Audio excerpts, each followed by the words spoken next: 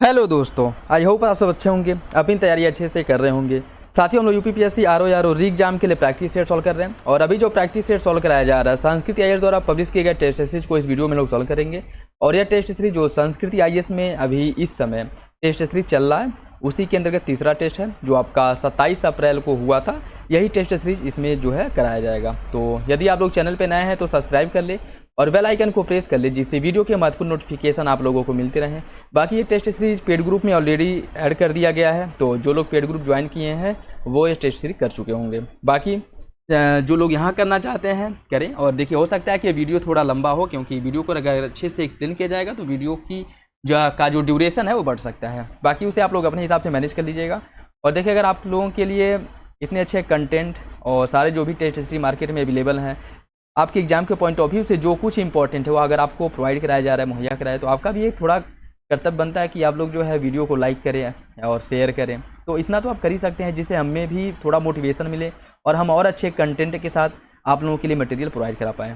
तो I hope आप लोग समझ रहे होंगे और आप लोग भी कोशिश करें कि थोड़ा लाइक किया करें वीडियो। अगर अच्छा लग रहा है, अगर आप लोगों के लिए लग रहा है कि हाँ ये आपके एग्ज़ाम के पॉइंट ऑफ व्यू से इंपॉर्टेंट है, आपके लिए इफेक्टिव हो, तो आप जो है लाइक कर सकते हैं। और अगर आपको कहीं से भी ये लग रहा है कि हाँ आप लोगों के लिए उपयोगी नहीं है या फिर आपके किसी काम का नहीं, तो वीडियो को डिसलाइक करिए और कमेंट बॉक्स में बता भी सकते हैं कि इसमें जो है और क्या होना चाहिए। ठीक है, तो कैसी भी प्रतिक्रिया हो, नेगेटिव हो या पॉजिटिव हो, आप लोग कमेंट बॉक्स में जरूर बताया करें। ठीक है, बाकी कोशिश करिएगा कि मेरे आंसर बताने से पहले सारे क्वेश्चंस आप लोग अटेम्प्ट करें और लास्ट में अपना फीडबैक जरूर दे दिया करें। और सेल्फ एनालिसिस बहुत ज़रूरी है। ठीक है, आप लोग जो भी पढ़ रहे हैं, जैसे भी पढ़ रहे हैं, ठीक है, ये आपके ऊपर डिपेंड करता है क्योंकि सबका जो एक है, किसी को जो पढ़ रहे हैं उनको 1 घंटे में समझ में आता है, कोई 2 घंटे में समझता है, कोई आधे घंटे में ही समझ लेता है। तो सबकी अपनी अपनी अलग अलग कैपेसिटी होती है। तो आपकी क्या स्ट्रेटजी है वो आपको अच्छे से पता होगा। ठीक है, लेकिन पढ़ाई के साथ साथ जो सेल्फ एनालिसिस है वो बहुत ज़्यादा ज़रूरी है। ठीक है, क्योंकि सबका सेम नहीं होता है। तो आपको कैसे करना है, किस में ज़्यादा ध्यान देने की ज़रूरत है और किस में आप कमज़ोर हैं, किस में आपके परफॉर्मेंस अच्छे हैं, इसका अंदाज़ा हम तभी लगा सकते हैं जब प्रॉपर जो है पर डे टेस्ट सीरीज हम सॉल्व कर रहे हैं। और इसके लिए ज़रूरी है कि आप लोग टेस्ट सीरीज सॉल्व करें। ठीक है, चाहे आप यहाँ करिए चाहे कहीं भी करिए, लेकिन पर डे टेस्ट सीरीज जरूर लगाया करें। ठीक है, बाकी इसमें आप लोग अपना फीडबैक कमेंट बॉक्स में दे सकते हैं जिससे कि हमें भी पता चले कि आप लोगों की तैयारी कैसे चल रही है। ठीक है, और उस मतलब किस स्तर पर चल रही है। ठीक है, और क्या किया जा सकता है तो आप लोग बता सकते हैं। बाकी इस वीडियो में हम लोग जीएस वाले सेक्शन को कवर करेंगे, हिंदी वाले सेक्शन को इसके अगले पार्ट में कवर किया जाएगा, अर्थात दूसरे वीडियो में। ठीक है, जिससे कि जीएस वाला और हिंदी वाले दोनों के लिए अलग अलग और अच्छे से वीडियो बनाया जा सके। बाकी आप लोग अपना फीडबैक कमेंट बॉक्स में जरूर दीजिएगा और अपने दोस्तों साथियों के साथ वीडियो जरूर शेयर कर दिया करें। और पेड ग्रुप में ये टेस्ट सीरीज, बाकी अदर जो टेस्ट सीरीज है वो भी प्रोवाइड करा दिए जा चुके हैं। और ज़्यादा नहीं, 2-4 दिन के अंदर जो भी नए टेस्ट सीरीज हैं वो सारे टेस्ट सीरीज आप लोगों को पेड ग्रुप में प्रोवाइड करा दिए जाएंगे। तो जो लोग पेड ग्रुप ज्वाइन किए हैं वो परेशान बिल्कुल भी ना हो। जो भी मटेरियल्स या जो भी टेस्ट सीरीज मार्केट में अवेलेबल हैं या फिर से हो रहे हैं या फिर आने वाले हैं, वो सब आप लोगों को एग्जाम के पहले और टाइम रहते हुए प्रोवाइड करा दिया जाएगा जिससे कि आप लोगों की तैयारी में कोई भी कमी ना रहे। ठीक है, तो आप लोग निश्चिंत होकर के अभी जो कर रहे हैं, जैसे पढ़ाई कर रहे हैं, टेस्ट सीरीज कर रहे हैं, करते रहिए। ठीक है, चलिए ज़्यादा बकवास ना करते हुए टेस्ट सीरीज की शुरुआत करते हैं। क्वेश्चन नंबर फर्स्ट देखिए, निम्नलिखित में से सिंधु सभ्यता के कौन से पुरास्थल उत्तर प्रदेश में स्थित है। देखिए, आपको जो भी टेस्ट सीरीज आप सॉल्व करेंगे, ऐसा नहीं है कि सारे टेस्ट सीरीज में अलग अलग क्वेश्चन देखने को, बहुत से क्वेश्चंस ऐसे होंगे जो टेस्ट सीरीज के मतलब अलग अलग टेस्ट सीरीज के क्वेश्चंस मिलते जुलते मिलेंगे। ठीक है, तो इससे ये जो बिल्कुल भी मत करिएगा कि जो है, क्योंकि जो भी टेस्ट सीरीज है उसमें इतना कोई वो नहीं है कि हर टेस्ट सीरीज में नए नए क्वेश्चन ऐड करें। ठीक है, तो बहुत से क्वेश्चन रिपीट आपको मिलेंगे। देखिए, अभी कल हम लोग पीछे मंत्रा का टेस्ट सीरीज करे थे, उसमें ये क्वेश्चन आया था और इस संस्कृत आईएएस में भी आ गया। तो सारे टेस्ट सीरीज में जो बहुत से क्वेश्चन है आपको रिपीटेशन उनका देखने को मिलेगा। ठीक है, इसका देखिए, इसमें बताना है कौन सा सिंधु घाटी सभ्यता का पूरा स्थल उत्तर प्रदेश में है, आलमगीरपुर, हुलास, मांडा या फिर रोपड़। फूड के हिसाब से आपको सही आंसर का चयन करना है। इसका सही आंसर ये हो जाएगा। ठीक है, इसमें उत्तर प्रदेश में पूछा है, आलमगीरपुरम और हुलास, यह दोनों कहाँ पे है, यह दोनों आपके उत्तर प्रदेश में है। ठीक है, दोनों उत्तर प्रदेश में है। ठीक, आलमगीरपुरम की अगर हम बात करें तो यह आपके मेरठ जिले में स्थित है। यह है मेरठ जिले में। ठीक है, मेरठ जिले में स्थित है और यह जो है हिंडन नदी के तट पर है। इसका जो उत्खनन कराया गया था, यह कराया गया था 1958 में, इसका उत्खनन कराया गया था। ठीक है, और यज्ञदत्त शर्मा ने इसका उत्खनन कराया था, तो ये भी याद रखिएगा। ठीक है, बाकी हुलास की अगर हम बात करें, हुलास जो है ये भी उत्तर प्रदेश में है और उत्तर प्रदेश के सहारनपुर में है। ठीक है, उत्तर प्रदेश के सहारनपुर जिले में स्थित है और यह भी सिंधु घाटी सभ्यता के उत्तरकालीन चरण से यहाँ पे मुख्य रूप से जो साक्ष्य पाए गए हैं उत्तरकालीन सभ्यता के हैं। ठीक है, बाकी अगर मांडा की हम बात करें, मांडा जो है आपकी जम्मू कश्मीर में है, मांडा है जम्मू कश्मीर में। ठीक है, मांडा जम्मू कश्मीर में है और यह चिनाब नदी के दाएं तट पर स्थित है। ठीक है, और यह सिंधु सभ्यता का सबसे उत्तरीय स्थल है और 1982 ईस्वी में जेपी जोशी द्वारा इसका उत्खनन कराया गया था, तो ये भी याद रखें। रोपड़ की अगर हम बात करें, रोपड़ जो है यह पंजाब प्रांत में है, रोपड़ जो है पंजाब प्रांत में स्थित है, सतलज नदी के बाएं तट पर। और इसका जो उत्खनन है स्वतंत्रता प्राप्ति के बाद सबसे पहले 1953 से लेकर के 56 तक इसका उत्खनन कराया गया था और यज्ञदत्त शर्मा द्वारा ही इसका भी उत्खनन कराया गया था। देखिए, आलमगीरपुर और रोपड़ इन दोनों का जो उत्खनन है वह यज्ञदत्त शर्मा द्वारा कराया गया था, जिसमें से रोपड़ आपके पंजाब में है, मांडा है जम्मू कश्मीर में, आलमगीरपुरम और हुलास यह दोनों उत्तर प्रदेश में है। सही आंसर इसका ए हो जाएगा, ऑप्शन ए इसका सही है। ठीक है, ऑप्शन ए इसका सही हो जाएगा। नेक्स्ट देखिए, सिंधु सभ्यता के संदर्भ में, सिंधु सभ्यता के संदर्भ में निम्नलिखित कथनों पर विचार कीजिए। सिंधु सभ्यता के संदर्भ में निम्नलिखित कथनों पर विचार करना है। सिंधु सभ्यता के संदर्भ में निम्नलिखित कथनों पर विचार कीजिए। इस सभ्यता के लोग व्यापार के लिए धातु के सिक्कों का प्रयोग करते थे। इस सभ्यता के लोग मानव के स्वरूप में देवताओं की पूजा करते थे। कौन सा विकल्प इसमें से सिंधु सभ्यता के बारे में सही होगा? इसका जो सही आंसर है वो हो जाएगा ऑप्शन बी। इस सभ्यता के लोग मानव के रूप में देवताओं की पूजा करते थे, बात बिल्कुल ठीक है। लेकिन इस जो पहला ऑप्शन है कि इस सभ्यता के लोग व्यापार के लिए धातु के सिक्कों का प्रयोग करते थे, आपका गलत हो जाएगा। ठीक है, देखिए, सिंधु सभ्यता के लोगों के जीवन में व्यापार और वाणिज्य का महत्व था उनका, और हमें ऐसी जानकारी मिलती है कि सिंधु सभ्यता के लोग आंतरिक व्यापार के साथ साथ बाह्य व्यापार भी करते थे, मतलब उनका अन्य देशों के साथ भी व्यापार होता है। ठीक है, व्यापार होता था और धातु के सिक्कों का प्रचलन नहीं था। सारा जो आदान प्रदान होता था वस्तु विनिमय प्रणाली के माध्यम से होता था। ठीक है, वस्तु विनिमय प्रणाली के माध्यम से होता है। कहीं कहीं पे कुछ जो है मोहरें पाई गई हैं, लेकिन मोहरें ऐसा माना गया, जो वैज्ञानिकों का या कह सकते हैं कि जो इतिहासकारों का मत है, वह जो मोहर मिले हैं उनका प्रयोग मानता था कि सिक्कों के रूप में न करके इनका जो प्रयोग होता था वह शिलांकन, जैसे कोई वस्तु होती है उसको सील करने के लिए उस पर ठप्पा लगाया जाता था, उसके लिए इसका प्रयोग किया जाता था, न कि मुद्रा के रूप में। ठीक है, मुख्य रूप से जो सिंधु सभ्यता में जो व्यापार होता था वह जो है वस्तु विनिमय प्रणाली के माध्यम से होता था। ठीक है, तो पहला आपका गलत हो जाएगा, दूसरा सही है। ठीक है, ऑप्शन बी इसका सही है। प्राचीन बौद्ध सूत्र निपात जो है, प्राचीन बौद्ध ग्रंथ सूत्र निपात में निम्नलिखित में से किसे अनंदा वनंदा सुखदा कहा गया है? प्राचीन बौद्ध ग्रंथ के सूत्र निपात में किसको अनंदा वनंदा और सुखदा कहा गया है? भूमि को, पुत्री को, गाय को, या फिर इनमें से कोई नहीं? इसका सही आंसर हो जाएगा ऑप्शन सी, गाय को। बौद्ध ग्रंथ की अगर हम बात करें, प्राचीनतम बौद्ध ग्रंथ सूत्र निपात में गाय को भोजन, रूप और सुख देने वाली, अर्थात अनंदा वनंदा और सुखदा, अर्थात भोजन देने वाली, रूप देने वाली और सुख देने वाली। ठीक है, अर्थात अनंदा वनंदा और सुखदा कहा गया है और इस कारण उसकी रक्षा करने का उपदेश दिया गया है। और यह उपदेश ऐसे मौके पर आया जब आर्योत्तर लोग मांस के लिए और आर्य लोग धर्म के लिए पशुधन का संहार करते थे। ठीक है, तो सही आंसर इसका सी हो जाएगा, ऑप्शन सी सही है। महात्मा बुद्ध द्वारा प्रतिपादित 4 आर्य सत्यों पर विचार कीजिए और इन्हें कालक्रम में लगाना है। दुख है, दुख का निरोध है, दुख निरोध का मार्ग है और दुख का कारण है। कौन सा विकल्प इसका सही होगा? देखिए, इसमें जो सबसे पहले आपका आ जाएगा दुख है। ठीक है, दुख है तो जाहिर सी बात है दुख का कारण होगा तभी तो दुख है, तो उसके दूसरे नंबर पे आ जाएगा दुख है, दुख का कारण है। उसके बाद है जो दुख निरोध, मतलब इसका जो है कोई उपचार है और दुख निरोध का मार्ग भी है। सही आंसर इसका जो है वो हो जाएगा आपका ऑप्शन 1 4 2 3, ऑप्शन भी हो जाएगा। ठीक है, 1 4 2 3। बाकी देखिए, हिंदी और इंग्लिश दोनों फॉर्मेट में है, तो आप लोग जिस लैंग्वेज में कंफर्टेबल हो उसमें टेस्ट सीरीज सॉल्व कर सकते हैं। मगध साम्राज्य की सफलता के निम्नलिखित में से कौन से प्रमुख कारण थे? समृद्ध लौह भंडार, भौगोलिक अवस्थिति, उच्च कृषि उत्पादकता, सामाजिक रूढ़िवादिता। कौन सा विकल्प जो मगध साम्राज्य है इसकी सफलता के बारे में सही है? फूड के हिसाब से आपको सही आंसर का चयन करना है। देखिए, इसका हो जाएगा ऑप्शन ए, समृद्ध लौह भंडार। उस समय जो है आपके जो छोटा नागपुर पठार लोहे खान है भंडार जो है, मुख्य रूप से वहाँ से लोहे की प्राप्ति होती थी, जिससे इनके द्वारा जो हथियार निर्माण में उत्कृष्टता आई और इनके हथियार जो है अन्य क्षेत्रों, अन्य जो आपके साम्राज्य थे उनकी तुलना में बेहतर हुआ करते थे। ठीक है, भौगोलिक स्थिति या 5 पहाड़ियों और 5 नदियों के बीच एक दुर्ग क्षेत्र के अंतर्गत रूप में था, जहाँ पर जो बाहरी शक्तियाँ हैं वो आक्रमण करने से बचती थी या फिर से उन्हें जो है नेचुरल या कह सकते हैं कि प्राकृतिक अवरोध का सामना करना पड़ता था। उच्च कृषि उत्पादकता, वहाँ की जो भूमि थी वह भूमि बहुत ज़्यादा उपजाऊ थी। ठीक है, जिससे उत्पादन में वृद्धि हुई, उत्पादन में वृद्धि हुआ तो राज्य की आय में वृद्धि हुआ और आय में जैसे वृद्धि हुआ तो वहाँ पे सैन्य व्यवस्था में भी वृद्धि हुई, तो ये भी एक कारक है।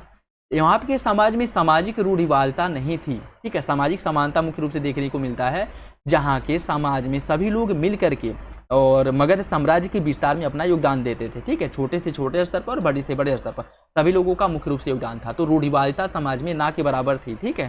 तो आपका सही आंसर ए हो जाएगा, ठीक, ए इसका सही हो जाएगा। नेक्स्ट देखिए, निम्नलिखित में से कौन सा विकल्प सही है। मौर्य साम्राज्य की राजधानी पाटलिपुत्र का प्रशासन 6 समितियों द्वारा किया जाता था। प्रत्येक समिति में 5-5 सदस्य होते थे। कौन सा विकल्प इसमें से सही है। देखिए इसका जो सही आंसर है वो हो जाएगा आपका ऑप्शन ए। कथन और कारण दोनों सही है, लेकिन आर्य की सही व्याख्या नहीं करता है, ठीक है। और ये जो जानकारी हमें मिलती है वो किससे मिलती है, मेगास्थनीज के इंडिका से इसकी हमें जानकारी मिलती है कि मौर्य समाज की राजधानी जो पाटलिपुत्र का प्रशासन है वह 6 समितियों द्वारा चलाया जाता है और एक समिति जो है इसमें 5 सदस्य होते थे, ठीक है। एक समिति में 5 सदस्य होते थे, ठीक। सही आंसर इसका ए हो जाएगा, ठीक है। ऑप्शन ए इसका सही है। नेक्स्ट देखिए, प्राचीन भारत के संदर्भ में निम्नलिखित कथनों पर विचार कीजिए। पाटलिपुत्र नगर की स्थापना उदयन ने किया था। द्वितीय बौद्ध संगति का आयोजन कालाशोक की शासनकाल में हुआ था। कौन सा विकल्प इसका सही होगा, ठीक है। कौन सा विकल्प इसका सही है, इसका सही आंसर डी हो जाएगा। दोनों विकल्प सही है, ठीक है। उदयन की अगर हम बात करें, जिसे कहीं कहीं पे उदयभद्र के नाम से भी संबोधित किया गया है, यह 460 से लेकर के 444 ईसा पूर्व तक इसका शासन था, ठीक है। 460 से लेकर के 460 से 444 ईसा पूर्व तक इसका शासन था, ठीक है, उदयन का। और इसके द्वारा जो है पाटलिपुत्र, जिसे कुसुमपुर के नाम से भी जाना जाता है, इसकी स्थापना इसके द्वारा ही कराया गया था। और जो राजधानी पहले राजगृह में थी उसने राजधानी को राजगृह से हस्तांतरित करके पाटलिपुत्र में कर दिया था, ठीक है। बाकी दूसरा जो कालाशोक की अगर हम बात करें, कालाशोक जिसे काकवड़ के नाम से भी जाना जाता है, और इसके द्वारा 394 से लेकर के 394 से लेकर के 366 ईसा पूर्व तक इसके द्वारा शासन किया गया था, ठीक है। तो इसके बारे में भी याद रखिएगा, 394 से 366 ईस्वी तक इसके द्वारा शासन किया गया था। और इसी के शासनकाल में, इसी के समय में पाटलिपुत्र में ही मगध की राजधानी रही। और कालाशोक के शासनकाल में वैशाली में द्वितीय बौद्ध संगति का आयोजन कराया गया था, ये भी याद रखिएगा। तो सही आंसर इसका डी हो जाएगा, दोनों विकल्प सही हैं। निम्नलिखित युगों में से कौन सा सही सुमिलित नहीं है। अरसर यह शासक और योद्धा वर्ग था, वेनिगर व्यापारी वर्ग, वेल्लाल कृषक वर्ग, और कैडेसियर ब्राह्मण और बुद्धिजीवी वर्ग। कौन सा विकल्प इसमें से सही नहीं है। देखिए इसका जो सही आंसर है वो हो जाएगा आपका ऑप्शन डी। ऑप्शन डी गलत है, ठीक है। कैडेसियर की अगर हम बात करें तो यह ब्राह्मण और बुद्धिजीवी वर्ग नहीं बल्कि कृषक और मजदूर वर्ग था, ठीक है। कृषक और या मजदूर वर्ग था, ठीक है, मजदूर वर्ग। डी इसका गलत हो जाएगा, बाकी विकल्प आपके सही हैं। निम्नलिखित में से कौन भारत में सिकंदर के आक्रमण के प्रभाव हैं। भारत और यूनान के मध्य प्रत्यक्ष संपर्क की स्थापना हुई। पश्चिमोत्तर भारत का राजनीतिक एकीकरण हुआ। ऐतिहासिक घटनाओं का तिथिक्रम निर्धारण करने में सहायता मिली। कौन जो है सिकंदर के भारत पर आक्रमण करने के जो प्रभाव पड़े थे वो उसमें से कौन सा विकल्प है आपको बताना है। देखिए इसका सही आंसर हो जाएगा ऑप्शन डी। तीनों विकल्प सही हैं, तीनों विकल्प इसका सही हो जाएगा, ठीक है। भारत और यूनान के बीच प्रत्यक्ष संपर्क की स्थापना हुई, बात बिल्कुल ठीक है। पश्चिमोत्तर भारत का राजनीतिक एकीकरण भी देखने को मिला, भी सही है। और ऐतिहासिक घटनाएं जो थी उनका तिथिक्रम निर्धारण भी करने में भी सहायता मिली, ये बात भी ठीक है। सही आंसर डी हो जाएगा। प्लिनी के लेखों में चंद्रगुप्त मौर्य को विशाल सेना का उल्लेख मिलता है। मौर्य साम्राज्य के प्रशासन और अर्थव्यवस्था के बारे में प्रमाणित जानकारी का स्रोत अर्थशास्त्र है। इसका सही आंसर क्या है। इसका जो सही आंसर है वो हो जाएगा ऑप्शन सी। दोनों विकल्प सही हो जाएगा, ठीक है, दोनों विकल्प। प्लिनी जो कि एक यूनानी लेखक था, इसने इसका उल्लेख किया है कि चंद्रगुप्त की सेना में लगभग 60 लाख पैदल सेना, 30,000 घुड़सवार और लगभग 90,000 के आसपास हाथी थे, ठीक है। तो ये बात तो बिल्कुल ठीक है। और कौटिल्य के अर्थशास्त्र में अर्थव्यवस्था के बारे में, उसके साथ साथ प्रशासन के बारे में जो प्रमाणिक जानकारी हो हमें इससे प्राप्त होती है, ठीक है। सही आंसर इसका सी हो जाएगा। निम्नलिखित में से कौन से पार्थियाई शासक के काल में सेंट थॉमस ईसाई धर्म का प्रचार करने भारत आए थे। डेरियस प्रथम, मिनांडर, गोंदोफोर्निस या फिर इनमें से कोई नहीं। इसका सही आंसर हो जाएगा ऑप्शन सी, गोंदोफोर्निस, ठीक है। गोंदोफोर्निस इसे जो है गुडहर के नाम से भी जाना जाता है, ठीक है। और यह इसी के शासनकाल में सेंट थॉमस ईसाई धर्म का प्रचार करने भारत आए थे, ठीक है। सही आंसर इसका सी हो जाएगा, ठीक है, ऑप्शन सी सही है। निम्नलिखित कथनों पर विचार कीजिए। ईंटों के कुओं का निर्माण, राज्य शासन में छत्रप प्रणाली, लाल पालिशदार मृदभांड और सेनानी शासन की परिपाटी। कौन सा इसमें मध्य एशिया के संपर्क के भारतीय संस्कृति पर प्रभाव थे। फूट के हिसाब से आपको सही आंसर का चयन करना है।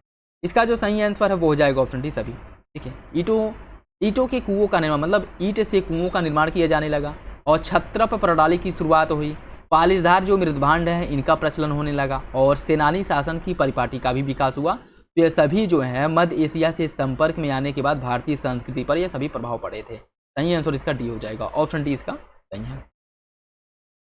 निम्नलिखित कथनों पर विचार कीजिए। कदम्ब शासक मयूर शर्मन ने 18 अश्वमेघ यज्ञ किया था।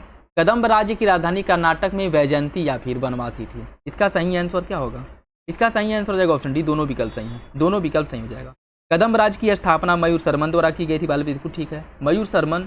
इसके द्वारा जो है मयूर शतक की रचना भी की गई थी, ये भी याद रखिएगा, ठीक है। और इसके द्वारा 18 अश्वमेघ यज्ञ किए गए थे और इसने ब्राह्मणों को असंख्य गांवें दान में दी थी। और कदम्ब ने अपनी राजधानी को कर्नाटक के उत्तरी केनरा जिले में वनवासी, जिसे वैजयंती के नाम से भी जाना जाता है, यहाँ पे इसने अपनी राजधानी बनाई थी। तो सही आंसर इसका डी हो जाएगा, दोनों विकल्प सही हैं। सोम प्रकाश एकमात्र समाचार पत्र था जिसके विरुद्ध लिटन का वर्नाक्युलर प्रेस एक्ट लागू हुआ। यह एक्ट अंग्रेजी भाषाओं वाले सभी समाचार पत्रों पर नियंत्रण लगाने के लिए लागू किया गया था। इसका सही आंसर क्या होगा? देखिए इसका सही आंसर हो जाएगा ऑप्शन डी। पहला तो आपका सही है, लिंटन के समय में वर्नाक्युलर प्रेस एक्ट आया था 1878 ईस्वी में, 1878 में, ये बात बिल्कुल ठीक है। लेकिन अंग्रेजी भाषा समाचार पत्र पर प्रतिबंध लगाने के लिए नहीं था, बल्कि देसी भाषा जो वर्नाक्युलर प्रेस एक्ट है, इसको देसी भाषा समाचार पत्र या समाचार पत्र अधिनियम भी, समाचार एक्ट भी कहा जाता है, ठीक है, वर्नाक्युलर प्रेस एक्ट को। तो देसी भाषा में जो समाचार पत्र प्रकाशित होते थे उन पर प्रतिबंध लगाने के लिए वर्नाक्युलर प्रेस एक्ट आया था, ठीक है। अंग्रेजी भाषा में आप समाचार पत्र निकाल सकते थे लेकिन देसी भाषा में नहीं निकाल सकते थे। तो पहला आपका सही हो जाएगा, लेकिन दूसरा गलत है, ठीक है। और लिंटन के समय में आया था 1778 ईस्वी में, ये भी याद रखिएगा। निम्नलिखित घटनाओं को कालक्रम में व्यवस्थित कीजिए। राजद्रोह सभा अधिनियम, मार्ले मिंटो सुधार अधिनियम, अहरार आंदोलन और कांग्रेस का लखनऊ अधिवेशन, इनको क्रम से आपको लगाना है, इन सभी को क्रम से लगाना है। अहरार आंदोलन या राजद्रोह सभा की बात करें, राजद्रोह सभा अधिनियम जो आया था यह 1911 में आया था। 1911 में राजद्रोह सभा अधिनियम आया था। और इसके अंतर्गत अगर हम इसके कुछ फैक्ट देखें तो मार्ले मिंटो सुधार पर कड़ी प्रतिक्रिया व्यक्त करते हुए उग्रवादी राष्ट्रवादियों ने अपनी क्रांतिकारी गतिविधियों को काफ़ी तेज कर दिया और इसी के परिणामस्वरूप सरकार द्वारा इनका दमन करने के लिए राजद्रोह सभा अधिनियम पारित किया गया था, ठीक है। तो सही आंसर इसका राजद्रोह 1911। मार्ले मिंटो सुधार अधिनियम कब आया था? मार्ले मिंटो सुधार अधिनियम की अगर हम बात करें, यह जो है 1909 में आया था, मार्ले मिंटो सुधार अधिनियम, ठीक है, मार्ले मिंटो सुधार अधिनियम। और इसी में सबसे पहले मुस्लिमों के लिए सांप्रदायिक प्रतिनिधित्व के आधार पर जो है इनको जो निर्वाचन क्षेत्र वो अलग कर दिया गया था, ठीक है। अहरार आंदोलन की अगर हम बात करें, इसकी शुरुआत की गई थी 1906 में अहरार आंदोलन की शुरुआत की गई थी और यह जो है बंगाल के राष्ट्रवादी मुसलमानों द्वारा इसकी शुरुआत की गई थी। कांग्रेस का जो लखनऊ अधिवेशन हुआ था यह 1916 में हुआ था, ठीक है, 1916 में। तो इसका सही आंसर हो जाएगा आपका 3-2-1-4 ऑप्शन सी, 3-2-1-4 ऑप्शन सी हो जाएगा। निम्नलिखित अंगों में से भू राजस्व व्यवस्था के बारे में कौन सा विकल्प एक गलत है? बवती, आय के 25% भाग को राजा के लिए सुरक्षित रखना। सहोत्रा, आय के 6% भाग को पंत सचिव के लिए सुरक्षित रखना। नडगुंडा, आय के 3% भाग को राजा की इच्छा पर निर्भर करना। और मोकास, आय के 56% भाग को मराठा सरदारों को घुड़सवार रखने के लिए दिया जाता था। कौन सा विकल्प इसमें से गलत है? गलत विकल्प का चयन करना है। देखिए इसका जो सही आंसर है वो हो जाएगा आपका ऑप्शन डी, ऑप्शन डी गलत है। मोकास की अगर हम बात करें, आय का 66% भाग मराठा सरदारों को घुड़सवार रखने के लिए दिया जाता था, न कि 56%, ठीक है, 66% भाग दिया जाता था। तो सही आंसर इसका डी हो जाएगा, यही गलत है। बाकी तीनों विकल्प आपके सही हैं। बवती में आय के 25% भाग को राजा के लिए सुरक्षित रखा जाता था। सहोत्रा में 6% भाग को पंत सचिव के लिए सुरक्षित रखा जाता था। और नडगुंडा में 3% भाग को राजा की इच्छा पर निर्भर रखा जाता था, ठीक है। बाकी मोकास में 66% मराठा सरदारों को घुड़सवार रखने के लिए दिया जाता था। सही आंसर डी है, ठीक है, ऑप्शन डी हो जाएगा। निम्नलिखित घटनाओं पर विचार किए इन्हें कालक्रम में व्यवस्थित किया। अभिनव भारत समाज, गदर पार्टी, हिंदुस्तान रिपब्लिकन एसोसिएशन और अनुशीलन समिति। इसमें इनको आपको कूट के हिसाब से जो क्रम है उससे लगाना है। अनुशीलन समिति की स्थापना की अगर हम बात करें, सबसे पहले अनुशीलन समिति की स्थापना बंगाल में हुई थी और बंगाल में जो अनुशीलन समिति की स्थापना हुई थी वो 1902 में हुई थी, ठीक है। 1902 में बंगाल अनुशीलन समिति की स्थापना की गई थी। एक सेकेंड, सॉरी, ये अभिनव बता, ठीक है। बंगाल में अनुशीलन समिति की स्थापना 1902 में किया गया था, ठीक है, सबसे पहले यहीं पे किया गया था।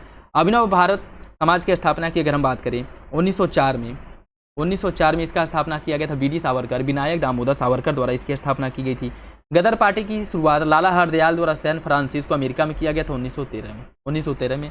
हिंदुस्तान रिपब्लिकन एसोसिएशन HRA, इसका जो गठन किया गया था 1924 कानपुर में किया गया था, ठीक है। सचिन सान्याल, राम प्रसाद बिस्मिल, चंद्रशेखर आज़ाद द्वारा मिल करके कानपुर में इसका गठन किया गया था। तो कूट के हिसाब से इसका सही आंसर 4-1-2-3 हो जाएगा, 4-1-2-3 option B, option B. Gandhi ji ने चंपारण में सविनय अवज्ञा आंदोलन की पहली जीत हासिल की। चंपारण में गांधी जी ने राजेंद्र प्रसाद, महजरूल हक, जेबी कृपलानी आदि के साथ मिलकर के अपना पहला सत्याग्रह किया था। सही आंसर इसका क्या होगा?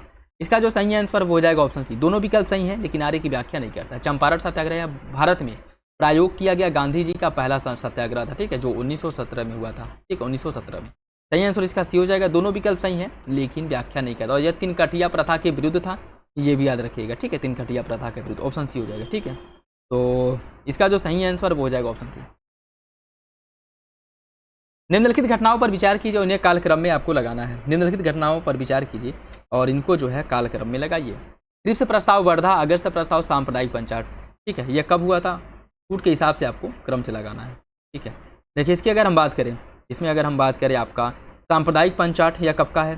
सांप्रदायिक पंचायत की अगर हम बात करें, यह जो हुआ था 1932 में, ठीक है, 1932 में सांप्रदायिक पंचायत, जो इसमें अगर हम बात करें द्वितीय गोलमेज सम्मेलन में जो पृथक निर्वाचक मंडल के विषय पर निर्णय न लेकर के ब्रिटिश प्रधानमंत्री रैमजे मैकडोनाल्ड ने भारतीय मताधिकार समिति, लोथियन समिति का गठन किया, जिसके सुझाव पर सांप्रदायिक पंचायत के आधार पर, मतलब जो निर्वाचन क्षेत्र है या फिर मत देने का जो अधिकार है सब कम्युनिटी के लिए अलग अलग कर दिया गया था। और उसमें जो है जो आपकी SC ST हैं, अनुसूचित जाति जनजाति हैं, उनका भी अलग कर दिया गया था, अलग प्रतिनिधित्व दिया गया था, जिसके विरोध में महात्मा गांधी ने अनशन किया था, जिसके बाद जो आपका पूना पैक्ट भी होता है, ठीक है। तो सांप्रदायिक पंचायत है 1932 का, ठीक है। उसके बाद अगर अगस्त प्रस्ताव की हम बात करें, अगस्त प्रस्ताव की जो घोषणा की गई थी 1940 में किया गया था, 1940 में अगस्त प्रस्ताव की घोषणा की गई थी, ठीक है। और जो आपका वर्धा योजना है, वर्धा योजना की अगर हम बात करें, यह जो है 1942 का है, 1942 का वर्धा योजना है। और क्रिप्स मिशन जो भारत आया था 1942 में, क्रिप्स मिशन भारत आया था 1942 में, क्रिप्स मिशन भारत आया था, ठीक है। तो इसका जो सही आंसर है 4-3-1-2 ऑप्शन नहीं हो जाएगा, ऑप्शन ए, ठीक है, 4-3-1-2। निम्नलिखित में से दिल्ली सल्तनत के किस शासक ने दीवाने अमीर कोही की स्थापना की थी? बलबन, इल्तुतमिश, मोहम्मद बिन तुगलक या फिर फिरोज शाह तुगलक? इसका सही आंसर हो जाएगा ऑप्शन सी। दीवाने अमीर कोही विभाग की स्थापना मोहम्मद बिन तुगलक द्वारा की गई थी, ठीक है, मोहम्मद बिन तुगलक द्वारा दीवाने अमीर कोही विभाग की स्थापना की गई थी, ठीक। और इसकी अगर हम बात करें, किसानों को ऋण देने के लिए, मतलब उनको सहायता देने के लिए इसकी स्थापना की गई थी। सही आंसर इसका सी हो जाएगा, यह एक कृषि विभाग था, सही आंसर सी है। नेक्स्ट देखिए, इसमें सूची फर्स्ट को सूची सेकंड से सुनिश्चित करना है। जॉर्ज यूले द्वारा इलाहाबाद अधिवेशन की अध्यक्षता की गई थी, इलाहाबाद अधिवेशन की अध्यक्षता की गई थी। दादा भाई नौरोजी ने कलकत्ता अधिवेशन की अध्यक्षता की थी। मदन मोहन मालवीय, इनके द्वारा लाहौर अधिवेशन की अध्यक्षता की गई थी। और अंबिका चरण मजूमदार द्वारा लखनऊ अधिवेशन की अध्यक्षता की गई थी। सही आंसर इसका 3-4-2-1 ऑप्शन ही हो जाएगा, ऑप्शन ए इसका सही है, ऑप्शन ए। निम्नलिखित कथनों पर विचार कीजिए। बलबन ने जागीरों से आय एकत्र करने का अधिकार सरकारी कर्मचारियों को दिया और जागीरदारों को नगद वेतन देने का आदेश दिया। सैनिकों को वेतन के स्थान पर पूर्व की भांति भूमि दी जाती थी। कौन सा विकल्प इसका सही होगा? इसका जो सही आंसर है वो हो जाएगा ऑप्शन डी, ऑप्शन डी। इसमें क्या पूछा है, कौन सा विकल्प सही है? ऑप्शन डी इसका सही हो जाएगा, ठीक है। बलबन उन सभी जागीरों की जांच कराई जो विभिन्न व्यक्तियों और सैनिक सेवा के बदले में शासकों द्वारा दी जाती थी। जागीरों से आय एकत्र करने का जो अधिकार है सरकारी कर्मचारियों को दिया गया और जागीरों को नगद धन देने के लिए आदेश दिया गया, किंतु सैनिकों को वेतन के स्थान पर पहले की भांति भूमि प्राप्त होती रही थी। तो दोनों विकल्प ठीक है, सही है, सही आंसर डी हो जाएगा, ठीक। बलबन के बारे में देखिए कौन सा विकल्प सही है। मंगोल आक्रमण का सामना करने के लिए इसने दीवाने अर्ज नामक सैन्य विभाग का गठन किया। इसने अपने दरबार में ईरानी प्रथा सिजदा और पाबोस को प्रारंभ करवाया था। इसका सही आंसर क्या होगा? इसका सही आंसर बी हो जाएगा। दोनों विकल्प इसका सही है, दोनों विकल्प इसका सही हो जाएगा, ठीक है। सिजदा मतलब घुटने के बल बैठना झुकना और पाबोस मतलब चरण चूमना, मतलब पाँव चूमना, ठीक है। और इसकी शुरुआत जो है इसी के द्वारा की गई थी। और दीवाने अर्ज जो कि एक सैन्य विभाग था, मंगोल आक्रमण से सुरक्षा करने के लिए या मंगोल आक्रमण का मुकाबला करने के लिए इसी के द्वारा दीवाने अर्ज या दीवाने आरिज भी कहीं कहीं आपको देखने को मिलेगा, ठीक है। इसकी स्थापना कराया गया था, ठीक। तो सही आंसर इसका बी हो जाएगा। अलाउद्दीन खिलजी के बारे में देखिए कौन सा विकल्प सही है। यह दिल्ली सल्तनत का पहला शासक था जिसने दक्षिण भारत पर आक्रमण किया और इसने सिकंदर द्वितीय की उपाधि धारण की और अपने सिक्कों पर अपना जो नाम है उसका अंकन करवाया। कौन सा विकल्प इसका सही होगा? इसका जो सही आंसर वो हो जाएगा ऑप्शन बी। दोनों विकल्प सही हैं, दोनों विकल्प सही हैं। यह दिल्ली सल्तनत का पहला शासक था जिसने दक्षिण भारत अभियान किया था, बात बिल्कुल ठीक है। और इसने द्वितीय सिकंदर अर्थात इसने सिकंदर सानी की उपाधि धारण की थी। सिकंदर सानी, जैसे सिकंदर पूरे विश्व को विजित करने की इच्छा रखता था, ठीक है, और इसी उद्देश्य से इसने आक्रमण भी किया था, और वो जो है भारत पर भी इसी की उद्देश्य के तहत आक्रमण किया गया था, ठीक है। यह विश्व विजेता बनना चाहता था, और इसी का अनुसरण करते हुए जो अलाउद्दीन खिलजी था, इसने भी अपने नाम को रखा था द्वितीय सिकंदर या सिकंदर सानी, और ये भी जो है पूरे विश्व को विजित करने की इच्छा रखता था। लेकिन इसका एक जो सलाहकार था, उसकी इच्छा पर इसने इस विजय जो इसका जो विश्व विजेता बनने का ख्वाब था, इसको त्याग दिया था, ठीक है। और इसका जो मेन फोकस हुआ, मुख्य जो फोकस हुआ, वो भारतीय क्षेत्र ही वो रह गया, ठीक है। तो सिकंदर सानी या द्वितीय सिकंदर की उपाधि भी इसी के द्वारा धारण की गई थी। ये बात भी सही हो जाएगा, और इसके सिक्कों पर भी इसका अंकन देखने को हमें मिलता है, ठीक है। तो दोनों विकल्प सही हो जाएगा, ऑप्शन बी है। निम्नलिखित कथनों पर विचार कीजिए। 1492 में स्पेन के निवासी कोलंबस ने अमेरिका की खोज की, और 1498 पुर्तगाल के निवासी वास्को डी गामा ने भारत की खोज की। कौन सा विकल्प इसका सही होगा? कूट के हिसाब से आपको सही आंसर का चयन करना है। देखिए, इसका सही आंसर सी हो जाएगा, दोनों विकल्प सही हैं, दोनों विकल्प सही हो जाएगा, ठीक है। बाकी कोलंबस जो है वह याद रखिएगा स्पेन का निवासी था, ठीक है। कोलंबस था स्पेन का निवासी, और इसके द्वारा 1492 ईस्वी में अमेरिका की खोज की गई थी, ठीक है। और वास्को डी गामा ने 1498 ईस्वी में भारत की खोज की थी, जो कि पुर्तगाल का था, ये भी याद रखिएगा, ठीक है। सही आंसर इसका सी हो जाएगा। नेक्स्ट देखिए, दक्षिण भारत में तत्कालीन परिस्थिति अंग्रेजों की अनुकूल थी। प्रारंभ में अंग्रेजों ने व्यापार और कूटनीति के साथ युद्धों का सहारा लेकर अपनी स्थिति को मजबूत करने का प्रयास किया। इसका सही आंसर क्या होगा? देखिए, इसकी अगर हम बात करें, इसका सही आंसर हो जाएगा ऑप्शन सी। दोनों विकल्प सही है, लेकिन आगे की सही व्याख्या नहीं करता है, ठीक है। कंपनी का जो व्यापारिक प्रभाव की अगर हम बात करें, तो 1600 से लेकर के 1714 ईस्वी तक भारत में ईस्ट इंडिया कंपनी की शुरुआत हुई, और यह जो है उस समय केवल व्यापार तक ही सीमित रही। 1623 तक इसके द्वारा सूरत, भड़ौच, अहमदाबाद, आगरा, मसूलीपट्टनम आदि जो क्षेत्र हैं, यहाँ पर अपनी फैक्ट्री स्थापित किया जा चुका था, ठीक है। और उसके बाद भारत में इसने व्यापार और कूटनीति के साथ साथ युद्धों का सहारा लिया अपने क्षेत्रों का विस्तार करने के लिए, ठीक है। और अपने क्षेत्रों का विस्तार करने के साथ साथ इनके द्वारा फैक्ट्रियों की स्थापना भी की गई, उसके साथ साथ उसकी किलेबंदी भी इनके द्वारा करनी शुरू कर दी गई थी, ठीक है। अंग्रेजों के अधिक अनुकूल जो दक्षिण भारतीय क्षेत्र था, इनके अधिक अनुकूल था। क्यों? क्योंकि वहाँ जो है उन्हें किसी शक्तिशाली भारतीय शासक का सामना नहीं करना पड़ा, जो उनको प्रतिरोध दे सके, ठीक है, उनका विरोध कर सके, ठीक है। सब छोटे छोटे थे, और ज़्यादातर जो रजवाड़े थे वो आपस में ही लड़ते रहते थे, जिससे अंग्रेजों को अपने क्षेत्र विस्तार या अपना साम्राज्य विस्तार करने में सहायता मिला। तो दोनों विकल्प सही हो जाएगा, लेकिन व्याख्या नहीं करता है, ठीक है। नेक्स्ट देखिए, इसमें कुछ कारखाना अधिनियम दिया गया और विशेषता दी गई है। 1881 का जो कारखाना अधिनियम था, इसमें क्या प्रावधान किया गया था? देखिए, 1881 के कारखाना अधिनियम की अगर हम बात करें, इसमें प्रावधान था कि 7 वर्ष से कम आयु के बच्चों को कार्य करने पर प्रतिबंध लगा दिया गया था, और महीने में 4 दिन अवकाश देने की बात की गई थी, ठीक है।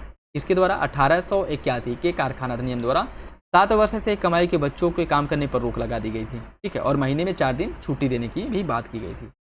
उसके बाद है आपका 1891 का कारखाना अधिनियम। इसमें सप्ताह में 1 दिन छुट्टी देने की बात की गई थी, सप्ताह में 1 दिन छुट्टी देने की बात की गई थी। और इसमें यह भी प्रावधान किया गया था कि 9 वर्ष से कम आयु के बच्चों को कारखाना में कार्य करने पर प्रतिबंध लगा दिया गया, और कार्य करने की जो समय सीमा है वो निर्धारित कर दी गई 11 घंटा। तो यह जो है 1891 का अधिनियम है, सप्ताह में 1 दिन का अवकाश, ठीक। बाकी जो है आपका 1911 का कारखाना अधिनियम। 1911 के कारखाना अधिनियम द्वारा पुरुष के कार्य करने की जो समय है उसे 12 घंटा निर्धारित कर दिया गया, ठीक है, 12 घंटा। तो इसके द्वारा जो है पुरुषों के कार्य के घंटे को 12 घंटा निर्धारित कर दिया गया। इसके पहले क्या था कि इनका कब तक काम करेंगे इसका कोई निर्धारण नहीं था, ठीक है। तो 18-18, 20-20 घंटा ये लोग इनके द्वारा जो है कार्य किया जाता था, ठीक है। बाकी आप जो 11 घंटा देख रहे हैं ना, ये मुख्य रूप से महिलाओं के लिए था, ठीक है। बाकी 1922 का जो कारखाना अधिनियम था, इसमें बच्चों की कार्य अवधि 7 घंटे प्रतिदिन कर दी गई। बच्चे मतलब 7 घंटे प्रतिदिन काम करेंगे। उसके साथ साथ 12 से 15 वर्ष की आयु के बच्चों के कारखाना में कार्य करने की अनुमति दी गई थी, ठीक है। तो सही आंसर इसका जो है वो हो जाएगा आपका ऑप्शन 4, 1, 2, 3, ऑप्शन डी हो जाएगा। ऑप्शन डी इसका सही है, ऑप्शन डी हो जाएगा। नेक्स्ट देखिए, निम्नलिखित में अंग्रेजों द्वारा दक्षिण भारत में किस स्थान पर अपनी पहली फैक्ट्री स्थापित की गई थी? मसूलीपट्टनम, कोचीन, नागापट्टनम या फिर कालीकट? इसका सही आंसर क्या होगा? देखिए, इसका जो सही आंसर है वो हो जाएगा ऑप्शन ए, मसूलीपट्टनम में सबसे पहली फैक्ट्री स्थापित की गई थी, ऑप्शन ए हो जाएगा, ठीक है। और कब की गई थी? 1611 में किया गया था, ये भी याद रखिएगा, ठीक है, 1611 में, ऑप्शन ए हो जाएगा। कबीर ने सामाजिक दर्शन के संदर्भ में निम्नलिखित कथनों पर विचार कीजिए। कबीर ने ईश्वर को निराकार और निर्गुण बताया। कबीर के दर्शन में जात पात, मूर्ति पूजा और ईश्वर के अवतार को स्वीकार किया गया। कौन सा विकल्प इसका सही है? देखिए इसका हो जाएगा ऑप्शन सी। पहला बात सही है, बिल्कुल गलत। दूसरा जो है वह गलत है, दूसरा गलत हो जाएगा। ठीक है, दूसरा गलत हो जाएगा। दूसरा गलत क्यों है? क्योंकि कबीर के द्वारा जात पात, मूर्ति पूजा और ईश्वर के अवतार की क्या की गई थी? इनको जो है विरोध किया गया था या फिर इनको नकार दिया गया था। ठीक है, कबीर की अगर हम बात करें तो यह निराकार ईश्वर के समर्थक थे। ठीक है, मतलब ईश्वर का कोई आकार नहीं है, उसको मूर्ति में नहीं उकेरा जा सकता। ठीक है, और ईश्वर अवतार नहीं लेता है, यह अदृश्य है। ठीक है, उसके साथ साथ यह जो है इनके द्वारा जात पात का विरोध किया गया था। ठीक है, जात पात का कट्टर विरोधी थे। सही आंसर इसका सी हो जाएगा, ऑप्शन सी इसका सही है। ठीक, ऑप्शन सी सही हो जाएगा। बाकी कबीर की अगर हम बात करें, यह जो है 1440 से लेकर के 1510 ईस्वी तक सक्रिय रहे। ठीक है, सही आंसर ये हो जाएगा। नेक्स्ट देखिए, सुभाष चंद्र बोस, पंडित जवाहरलाल नेहरू एवं सत्यमूर्ति जैसे अनेक राष्ट्रवादी नेताओं ने ऑल इंडिया इंडिपेंडेंस लीग की स्थापना की। यह लोग नेहरू रिपोर्ट से पूर्णतः सहमत थे। कौन सा विकल्प इसका सही है? सही विकल्प का आपको चयन करना है। देखिए इसका जो सही आंसर है वो हो जाएगा ऑप्शन डी। ऑप्शन डी पहला सही है लेकिन दूसरा गलत है, दूसरा गलत है। ठीक है, देखिए सुभाष चंद्र बोस, पंडित जवाहरलाल नेहरू, सत्यमूर्ति और अनेक अन्य युवा जो राष्ट्रवादी थे, यह नेहरू रिपोर्ट से पूर्णतः सहमत नहीं थे। और पूर्णतः सहमत नहीं रहने के पीछे क्या रीजन था?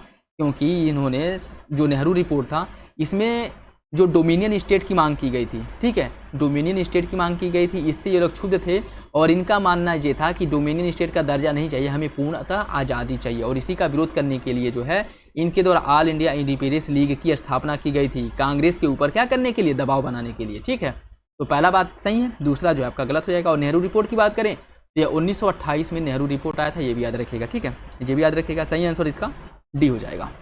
हिंदू महासभा के संदर्भ में देखिए, इसकी स्थापना 1915 में हरिद्वार के कुंभ मेले में पंडित मदन मोहन मालवीय द्वारा की गई थी। इसका पहला अधिवेशन 1917 कासिम बाजार के महाराजा की अध्यक्षता में की गई थी। सही आंसर क्या होगा? इसका जो सही आंसर है वो हो जाएगा ऑप्शन सी। पहला बात तो सही है, पहला ऑप्शन सही है, दूसरा गलत हो जाएगा। दूसरा गलत क्यों है? हिंदू महासभा की स्थापना की अगर हम बात करें, इसका जो पहला अधिवेशन हुआ था, पहली बात तो 1917 में नहीं हुआ था, यह जो है 1915 में ही हुआ था। ठीक है, और 1915 यह जो है कासिम बाजार के महाराजा की अध्यक्षता में हुआ था। दिसंबर 1924 में हिंदू महासभा अधिक प्रभावशाली हो गई क्योंकि मदन मोहन मालवीय को इसका अध्यक्ष चुना गया था। ठीक है, तो हिंदू महासभा का पहले अधिवेशन का जो आयोजन किया गया था 1915 कासिम बाजार के महाराजा की अध्यक्षता में हुआ था। सही आंसर सी हो जाएगा। पहला सही है, दूसरा गलत है। एनी बेसेंट ने तिलक के क्षेत्रों को छोड़ करके होम रूल आंदोलन को संपूर्ण भारत में प्रसारित किया। वह भारतीय राष्ट्रीय कांग्रेस में एक नई शक्ति और चेतना का संचार करना चाहते थे। इसका सही आंसर क्या है? सही आंसर सी हो जाएगा। दोनों विकल्प सही हैं लेकिन आर्य की सही व्याख्या नहीं करता है। ठीक है, एनी बेसेंट द्वारा होम रूल लीग की स्थापना जो की गई थी वह सितंबर 1916 में किया गया था। ठीक है, बाकी तिलक द्वारा जो होम रूल लीग की स्थापना किया गया था वह अप्रैल 1916 में किया गया था। ठीक है, तो एनी बेसेंट के पहले तिलक ने होम रूल लीग की स्थापना कर दी थी। ठीक है, उसके बाद एनी बेसेंट ने किया था, लेकिन तिलक का जो साम्राज्य के अंतर्गत या तिलक के अधिकार क्षेत्र के अंतर्गत जो था वह भारत का कुछ क्षेत्र ही थे, जबकि एनी बेसेंट के अंतर्गत जो आता था वो उसे छोड़ करके पूरे भारत में इनका विस्तार था। ठीक है, तो याद रखिएगा सी इसका सही हो जाएगा, बाकी लेकिन व्याख्या नहीं करता है। ठीक है, नेक्स्ट देखिए, मेवाड़ शासक मोकल के बारे में कौन सा विकल्प सही है? सही विकल्प का चयन करना है। इन्होंने उदयपुर में भगवान शिव को समर्पित एकलिंग मंदिर के चारों परकोटे का निर्माण करवाया। इन्होंने माना फन्ना एवं विशाल नामक प्रसिद्ध शिल्पकारों को राजकीय संरक्षण दिया था। कौन सा विकल्प इसमें से सही होगा? फूड के हिसाब से आपको सही आंसर का चयन करना है। इसका सही आंसर ये हो जाएगा, दोनों विकल्प इसका सही है, ऑप्शन ए इसका सही है। ठीक है, राणा सांगा ने खतोली है। ठीक है, खतोली के युद्ध में इब्राहिम लोदी को पराजित किया। 1527 में खानवा के युद्ध में राणा सांगा बाबर से पराजित हुआ। सही आंसर इसका क्या होगा? देखिए इसका जो सही आंसर है वो हो जाएगा ऑप्शन ए, दोनों विकल्प सही है। ठीक है, दोनों विकल्प सही हो जाएगा।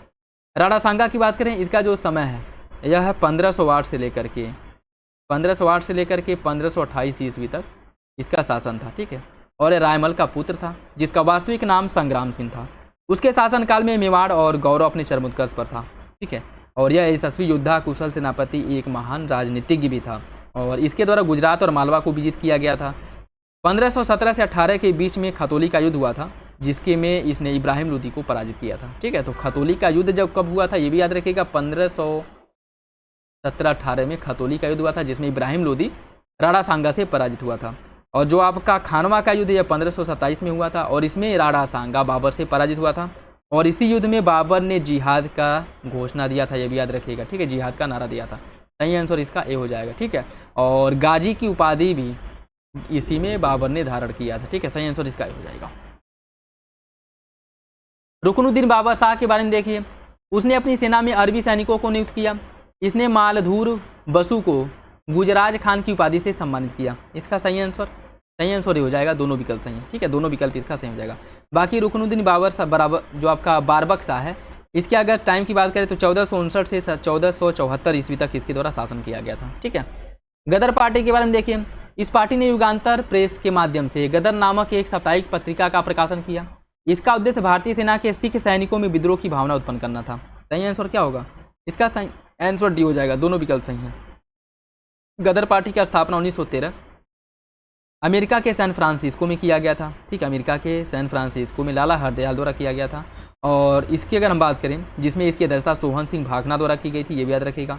युगांतर प्रेस की स्थापना और एक साप्ताहिक पत्रिका का प्रकाशन भी इसी के माध्यम से किया गया था, ठीक है। और गदर प्रकाशन, गदर का जो प्रकाशन है वो भी इसी के माध्यम से किया जाता था। सही आंसर डी हो जाएगा, ठीक है। नेक्स्ट देखिए, इसमें सूची फर्स्ट को सूची सेकंड से सुमरित करना है। सूची फर्स्ट को सूची सेकंड से अमीर खुसरो की रचना, जो तुगलकनामा है, इसकी रचना अमीर खुसरो ने की थी। इसामी द्वारा फुतूह सलातीन की रचना की गई थी। अलाउद्दीन बर्नी ने फतवा ए जहादरी की रचना की थी। और मिनहाजुल सिराज ने तबकाते नासरी की रचना की थी। इसका जो सही आंसर 1, 2, 3, 4 ऑप्शन ए हो जाएगा, ऑप्शन ए। निम्नलिखित युग्मों में से कौन सा एक सही सुमिलित नहीं है? 2.5 दिन का झोपड़ा कुतुबुद्दीन ऐबक, जामा मस्जिद इल्तुतमिश, लाल महल बलबन और अलाई दरवाजा गयासुद्दीन तुगलक। कौन सा विकल्प गलत है? इसका सही आंसर डी हो जाएगा, डी हो जाएगा, क्योंकि अलाई दरवाजा का निर्माण अलाउद्दीन खिलजी ने किया था, ठीक है। अलाई दरवाजा का जो निर्माण है यह अलाउद्दीन खिलजी द्वारा किया गया था, अलाउद्दीन खिलजी द्वारा। सही आंसर इसका डी हो जाएगा, डी गलत है, बाकी विकल्प सही हो जाएंगे। तुर्की सुल्तानों की अधिकांश इमारतें हिंदू इमारतों की अवशेषों पर निर्मित की गई हैं। इसके स्थापत्य में हिंदू और इस्लाम दोनों शैलियों का अच्छा समन्वय देखने को मिलता है। सही आंसर क्या है? सही आंसर सी है। दोनों विकल्प सही है, लेकिन आगे की सही व्याख्या नहीं करता है, ठीक है, दोनों विकल्प इसका सही हो जाएगा, ठीक। निम्नलिखित में से किस राष्ट्रकूट शासक ने एलोरा के प्रसिद्ध कैलाश मंदिर का निर्माण करवाया? दंतिदुर्ग, कृष्ण फर्स्ट, गोविंद तृतीय या फिर अमोघवर्ष? इसका सही आंसर हो जाएगा ऑप्शन बी, कृष्ण फर्स्ट द्वारा कैलाश मंदिर का निर्माण कराया गया था, ठीक है, कृष्ण फर्स्ट द्वारा। और इसकी अगर हम बात करें, कृष्ण फर्स्ट जिसने 756 ईस्वी में राष्ट्रकूट शासक बना और इसने बादामी के चालुक्यों के अस्तित्व को पूर्ण रूप से समाप्त कर दिया था, मतलब उस पर विजय हासिल की थी। कृष्ण प्रथम ने वेगी के चालुक्यों और मैसूर के गंग वंश के शासकों को भी समाप्त करके अपनी प्रभुसत्ता को स्थापित किया था। विजेता होने के साथ साथ कृष्ण प्रथम द्वारा बहुत से मंदिरों का निर्माण भी कराया गया था, जिसमें महत्वपूर्ण है एलोरा का प्रसिद्ध कैलाशनाथ मंदिर, ठीक है, जो एक गुहा मंदिर है, अर्थात गुहा मंदिर बोले तो यह गुफा मंदिर है, अर्थात, ठीक है। सही आंसर जो है गुफा में इस मंदिर का निर्माण किया गया, ठीक है, प्रस्तर अर्थात पत्थर काट करके। सही आंसर इसका बी हो जाएगा, ठीक है। हम सफर नीति के बारे में देखिए, इसे केंद्रीय सड़क परिवहन राजमार्ग मंत्रालय द्वारा प्रारंभ किया गया और इसका मुख्य उद्देश्य सड़क यात्रा को अधिक आरामदायक और सुविधाजनक समावेशी बनाना। सही आंसर क्या है? सही आंसर इसका डी हो जाएगा, दोनों विकल्प सही है, ठीक है, दोनों विकल्प इसका सही हो जाएगा, ठीक है, ऑप्शन डी है। आईएनएस समर्थक के बारे में देखिए, लॉर्सन एंड टुब्रो द्वारा निर्मित पहला स्वदेशी बहुउद्देशीय पोत समर्थक को कटपल्ली शिपयार्ड में लॉन्च किया गया। यह स्वदेशी जहाज निर्माण में भारतीय नौसेना की प्रगति को दर्शाता है, जो भारत सरकार के आत्मनिर्भर भारत और मेक इन इंडिया पहल के दृष्टिकोण के अनुरूप है। कौन सा विकल्प इसका सही है? इसका सही आंसर बी हो जाएगा, दोनों विकल्प सही है, दोनों विकल्प इसका सही हो जाएगा, ठीक है, सही आंसर बी हो जाएगा। परमाणु हथियार से मुक्त विश्व बनाने के लिए जापानी संगठन निहोनो हिंडाक्यो का निम्नलिखित में से किस वर्ष गठन किया गया था? निहोन हिंडाक्यो का किस वर्ष गठन किया गया था? परमाणु हथियार को मुख्य रूप से समाप्त करना और पूरे विश्व को परमाणु हथियारों से क्या करना? मुक्त करना। इसके लिए इसका गठन किया गया था। कब किया गया था? द्वितीय विश्व युद्ध के बाद, जब जापान के हिरोशिमा और नागासाकी पर परमाणु बम गिराए गए थे, उसी के बाद इसका गठन किया गया था। अभी इसके बारे में कुछ और हम देखेंगे, पहले इसकी बात करें कि इसका गठन कब किया गया था। देखिए, इसके गठन की अगर हम बात करें तो इसका गठन किया गया था 1956 में। 1956 में इसका गठन किया गया, जिसका मुख्य उद्देश्य क्या था? जो द्वितीय विश्व युद्ध में जापान के प्रभावित लोग हैं, ठीक है, जो या तो आंशिक रूप से या पूर्ण रूप से विकलांग हो गए हैं, उनको जो है सामाजिक सुरक्षा मुहैया कराना, ठीक है, और उनको जीवन के जो अधिकार हैं, जीवन के जो भौतिक मूलभूत ज़रूरतें हैं, उसको पूर्ण करना, और एक जो है सामाजिक चेतना का विकास करना। उसके साथ साथ समाज में एक ऐसी भावना का विकास करना जिससे कि परमाणु हथियारों के खिलाफ सभी देशों के नागरिकों को या फिर समुदायों को, संगठनों को एकजुट किया जा सके, जिससे कि यह सभी देशों के ऊपर दबाव बनाए और पूरे देशों को परमाणु हथियारों से मुक्त किया जा सके। ठीक है, स्थापना किया गया था 1956 में निहोन हिंडाक्यो। ठीक है, सही आंसर इसका ये हो जाएगा। ठीक है, देखिए निहोन हिंडाक्यो के सदस्य अगर बात करें तो 1945 में अमेरिका द्वारा हिरोशिमा और नागासाकी में किए गए जो परमाणु विस्फोट है, इससे बचे थे जो जीवित लोग रह गए थे, इनको जो है क्या करना, इनको सामाजिक सुरक्षा मुहैया कराना। ठीक है, मुख्य रूप से ऑप्शन इसका सही हो जाएगा। ठीक, नेक्स्ट देखिए, कुछ पुरस्कार है विजेता हैं। साहित्य पुरस्कार, साहित्य पुरस्कार के विजेता जो है वो कौन है? देखिए साहित्य पुरस्कार दिया गया था हांगकांग को, हांगकांग को। ठीक है, हांगकांग को दिया गया था साहित्य पुरस्कार, हांगकांग को। शांति पुरस्कार की बात करिए निहोन हिंडाक्यो को दिया गया था। ठीक है, इसलिए चर्चा में था। ठीक है, चिकित्सा पुरस्कार की बात करें गैर रूबिकिन और विक्टर एम्ब्रोस को दिया गया था। यह क्या है? नोबेल पुरस्कार की बात की जा रही है। ठीक है, भौतिकी का नोबेल पुरस्कार जॉन हॉपफील्ड और जेफरी हिंटन को दिया गया था। ठीक है, इसका जो सही आंसर है वो हो जाएगा आपका option 4, 1, 2, 3 option D, option D हो जाएगा। ग्लोबल नेटवर्क के बारे में देखिए, भारत को इस 15 सदस्यीय नेटवर्क को संचालित समिति का सदस्य बनाया गया है। यह भ्रष्टाचार और सीमा पार वित्तीय अपराधों का पता लगाने, जांच करने, मुकदमा चलाने का एक वैश्विक मंच है। कौन सा विकल्प सही होगा? वो हो जाएगा ऑप्शन बी, दोनों विकल्प इसका सही है। ठीक है, दोनों विकल्प इसका सही है, तो सही आंसर जो है वो हो जाएगा ऑप्शन बी। वैश्विक नवाचार सूचकांक 2024 के बारे में देखिए, इसमें पहला स्थान किसे प्राप्त हुआ था? वैश्विक नवाचार सूचकांक में पहले नंबर पे कौन था? यह था आपका स्विट्जरलैंड, ऑप्शन नहीं हो जाएगा। ठीक है, स्विट्जरलैंड पहले नंबर पे था वैश्विक नवाचार सूचकांक में। ठीक है, तो जो सही आंसर है वो हो जाएगा आपका ऑप्शन ए। बाकी भारत की स्थिति की बात करें 2024 में भारत 133वें नंबर पे था। 133 टोटल 133 देशों को रैंकिंग दिया गया था, जिसमें 2024 में भारत की रैंकिंग की अगर हम बात करें तो वो 39 थी। ठीक है, भारत 39वें नंबर पे था। ठीक है, तो इसका जो सही आंसर है वो हो जाएगा ऑप्शन, याद रखिएगा ऑप्शन ए हो जाएगा। नेक्स्ट, विश्व का सबसे बड़ा पर्यावरण सक्रियता कार्यक्रम जो अर्थ आवर है, निम्नलिखित में से किस वर्ष प्रारंभ किया गया था? इसका जो सही आंसर है वो हो जाएगा ऑप्शन डी, 2008 में इसकी शुरुआत की गई थी। और किसके द्वारा मनाया जाता है प्रत्येक वर्ष? WWF द्वारा मनाया। तो सबसे पहले कहाँ मनाया गया था? ऑस्ट्रेलिया में मनाया गया था, ये भी याद रखिएगा। ठीक है, ऑप्शन डी हो जाएगा। केंद्रीय जल शक्ति मंत्रालय द्वारा प्रदान किए जाने वाला राष्ट्रीय जल पुरस्कार 2024 के बारे में उत्तर प्रदेश को कौन सा स्थान प्राप्त हुआ था? इसमें उत्तर प्रदेश की अगर हम बात करें तो उत्तर प्रदेश को दूसरा स्थान प्राप्त हुआ था। ठीक है, उत्तर प्रदेश दूसरे नंबर पे था। सही आंसर इसका भी हो जाएगा। संघाई सहयोग संगठन शिखर सम्मेलन 2024 का आयोजन निम्नलिखित में से किस देश में किया गया था? इसका आयोजन किया गया था पाकिस्तान में। ठीक है, पाकिस्तान में, जहाँ पे आप लोगों को याद होगा कि विदेश मंत्री एस जयशंकर जहाँ पे गए थे और बहुत ज़्यादा वायरल हुए थे। ठीक है, उस समय चर्चा में थे। सही आंसर सी हो जाएगा। 16वां ब्रिक्स शिखर सम्मेलन 2024 के बारे में देखिए, इसका जो आयोजन है किस देश द्वारा किया गया था? रूस, ब्राजील, साउथ अफ्रीका या फिर ऑस्ट्रेलिया? इसका जो सही आंसर है वो हो जाएगा ऑप्शन ए, इसका आयोजन हुआ था रूस में। ठीक, ऑप्शन ए हो जाएगा। ठीक, रूस में। और इसकी थीम अगर पूछे तो निष्पक्ष वैश्विक विकास और सुरक्षा के लिए बहुपक्षवाद को मजबूत करना, यह इसकी थीम थी, ऑप्शन ए। नेक्स्ट देखिए, इसमें सूची फर्स्ट को सूची सेकंड से सम्मिलित करना है। सूची फर्स्ट को सूची सेकंड से सम्मिलित करना है। सन्निधाता या कुछ मौर्यकालीन अधिकारी हैं और विभाग है। सन्निधाता को कौन सा विभाग दिया गया था? सन्निधाता जो है यह राजकोष का अध्यक्ष था। ठीक है, राजकोष का कोषाध्यक्ष था। ठीक, समाहर्ता राजस्व विभाग के प्रधान अधिकारी अर्थात वित्त मंत्री की तरह कार्य करता था। ठीक है, राजस्व विभाग का प्रधान अधिकारी। प्रतिष्ठा की बात करें तो यह फौजदारी न्यायालय का न्यायाधीश होता था। ठीक है, फौजदारी। और व्यावहारिक जो है यह दीवानी न्यायालय का न्यायाधीश होता था। इसका जो सही आंसर है वो हो जाएगा आपका ऑप्शन बी, 2, 3, 4, 1। ठीक है, ऑप्शन बी हो जाएगा। ठीक है, एक बार और देख लिए, सन्निधाता कोषाध्यक्ष होता था, समाहर्ता वित्त मंत्री के रूप में कार्य करता था, व्यवहारिक जो है दीवानी न्यायालय का न्यायाधीश होता था, और प्रतिष्ठा जो है फौजदारी न्यायालय का अर्थात आपराधिक न्यायालय का प्रमुख होता था या न्यायाधीश होता था। सही आंसर इसका भी हो जाएगा। निम्नलिखित में से अशोक के कौन से स्तंभ लेखों को रानी का अभिलेख कहा जाता है? सारनाथ, कौशाम्बी, सांची या फिर निगलिवा? इसका सही आंसर हो जाएगा ऑप्शन बी, कौशाम्बी अभिलेख। ठीक है, कौशाम्बी अभिलेख को कहा जाता है। ठीक, तो इसका जो सही आंसर है वो हो जाएगा आपका ऑप्शन बी। और इसकी अगर हम बात करें, अशोक की रानी कारुबाकी द्वारा दान दिए जाने का उल्लेख इसमें मिलता है। इसी कार्य से रानी का अभिलेख भी कहा जाता है। ठीक है, सही आंसर इसका भी हो जाएगा। ठीक है, बाकी जो कुछ और इसके बारे में अगर हम कुछ और देखें, नेपाल की तराई में अशोक के 2 अभिलेख पाए गए हैं, एक है रुमिनदेई, एक है निगलिवा। ठीक है, रुमिनदेई अभिलेख जो मौर्यकालीन अर्थव्यवस्था और इसकी नीति के बारे में जानकारी देता है। सांची सारनाथ लघु स्तंभ लेख में संघ में फूट डालने के विरुद्ध जारी आदेश कौशाम्बी और पाटलिपुत्र के महामात्रों को दिए गए अब जो दान है उसके बारे में भी उल्लेख मिलता है। तो इसका जो सही आंसर है वो हो जाएगा आपका ऑप्शन कौशाम्बी। निम्नलिखित में से कौन सा विकल्प गलत है? प्रथम शिलालेख में किसका उल्लेख किया गया है? देखिए, प्रथम शिलालेख की अगर हम बात करें तो इसमें जो है पशु बलि की निंदा की गई है। ठीक है, पशु बलि की निंदा की गई है। तो प्रथम शिलालेख में जो है मानव चिकित्सा और पशु चिकित्सा, पड़ोसी राज्यों का उल्लेख, धर्म मात्रों की नियुक्ति, कलिंग युद्ध का, इसमें बताना कौन सा नहीं है। प्रथम शिलालेख मानव चिकित्सा पशु चिकित्सा, द्वितीय शिलालेख में पड़ोसी राज्यों का उल्लेख, पांचवां शिलालेख धर्म मात्रों की नियुक्ति और 13वां शिलालेख कलिंग युद्ध का वर्णन। कौन इसमें से गलत है? इसका सही आंसर ये हो जाएगा प्रथम शिलालेख की अगर हम बात करें, इसमें पशु बलि की निंदा की गई है। ठीक है, प्रथम शिलालेख में पशु बलि की निंदा की गई, तो ऑप्शन नहीं गलत हो जाएगा। बाकी तीनों विकल्प आपके सही हैं। नेक्स्ट देखिए, उत्तरापद की राजधानी क्या थी? उत्तरापद की राजधानी थी तक्षशिला। अवंती की राजधानी उज्जैनी थी। अवंती की राजधानी उज्जैनी थी।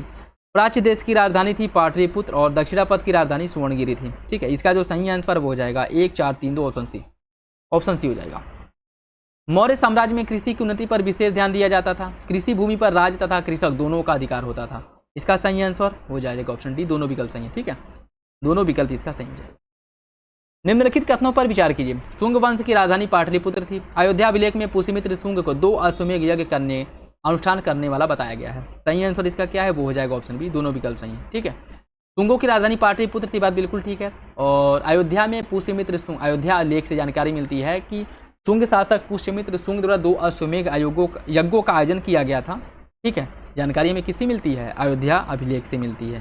ठीक है, तो इसका जो सही आंसर वो हो जाएगा ऑप्शन बी। और हाँ, इन दोनों अश्वमेध यज्ञों में जो पतंजलि हैं इनके गुरु के रूप में जो है इनका उल्लेख मिलता है। ठीक है, सही आंसर इसका बी हो जाएगा। ठीक है, भरावती स्तूप के बारे में देखिए। शुंग काल का सर्वोत्तम स्मारक है और 1873 ईस्वी में कनिंगम महोदय ने इस स्तूप की खोज की थी। इसका सही आंसर क्या होगा? इसका सही आंसर डी हो जाएगा, दोनों विकल्प सही हैं। दोनों विकल्प इसका सही है।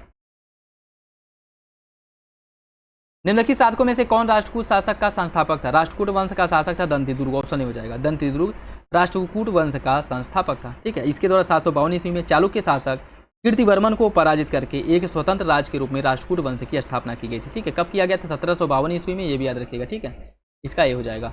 सल्तनत कालीन चित्रकला के बारे में देखिए।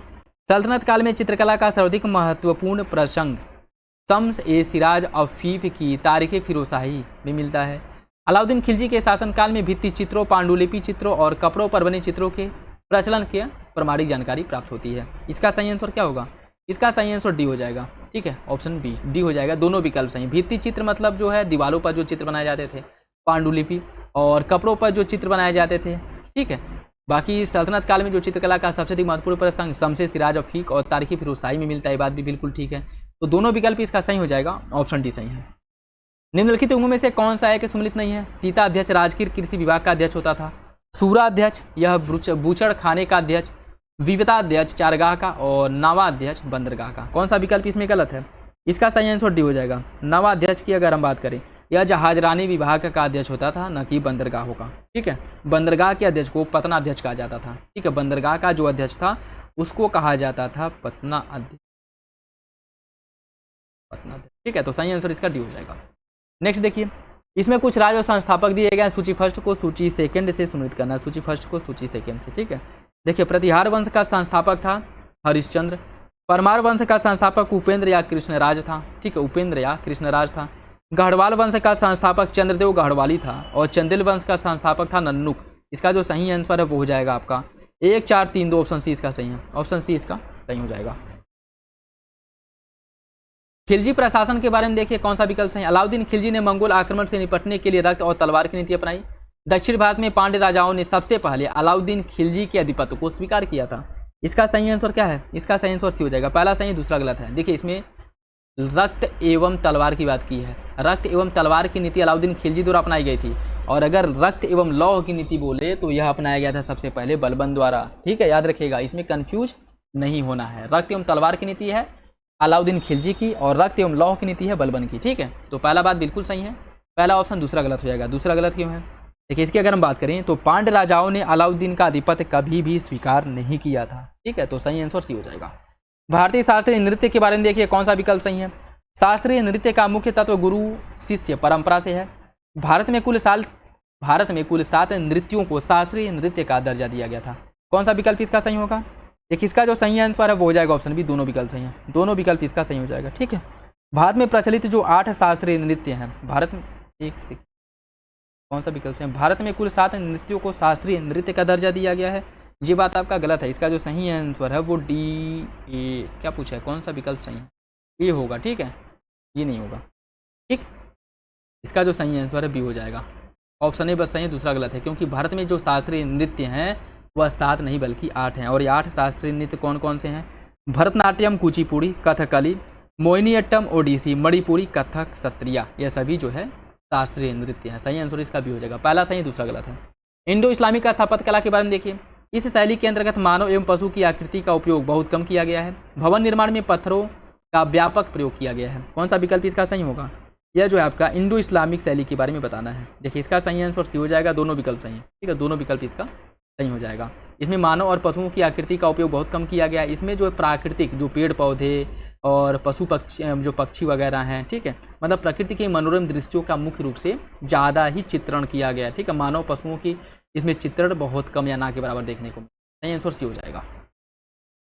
कोणार्क में सूर्य मंदिर के बारे में देखिए। इसका निर्माण गंग वंश के शासक नरसिंह देव ने करवाया था और इस मंदिर का निर्माण वेसर शैली में निर्मित है। सही आंसर इसका क्या होगा? देखिए इसका में पूछा है कौन सा विकल्प सही है, उसका हो जाएगा ऑप्शन बी। पहला सही है, दूसरा गलत है। दूसरा गलत क्यों है? क्योंकि मंदिर का जो निर्माण किया गया है, ठीक है, कलिंग वास्तुकला के अंतर्गत। देखिए इसमें अगर हम बात करें, इसका जो कोणार्क में सूर्य मंदिर गंग वंश के शासक नरसिंह देव द्वारा कराया गया था, ठीक है, और इस मंदिर में ये सूर्य मंदिर के आकार में या सूर्य रथ के आकार में इसका निर्माण किया गया है। और इसमें जो है मंदिर को रथ का स्वरूप देने के लिए इसके आधार पर दोनों और एक जैन पत्थर के 24 पहियों बनाए गए हैं। रथ को खींचने के लिए 7 घोड़े का निर्माण भी कराया गया है, ठीक है। तो गंग वंश के शासक नरसिंह देव ने करवाया था, ठीक, ये बात बिल्कुल ठीक है। लेकिन इसका निर्माण बेसर शैली में किया गया है, यह आपका गलत है, ठीक है। इसकी अगर हम बात करें, यह जो है ओडिसी या कलिंग स्थापत्य शैली में इसका निर्माण किया गया।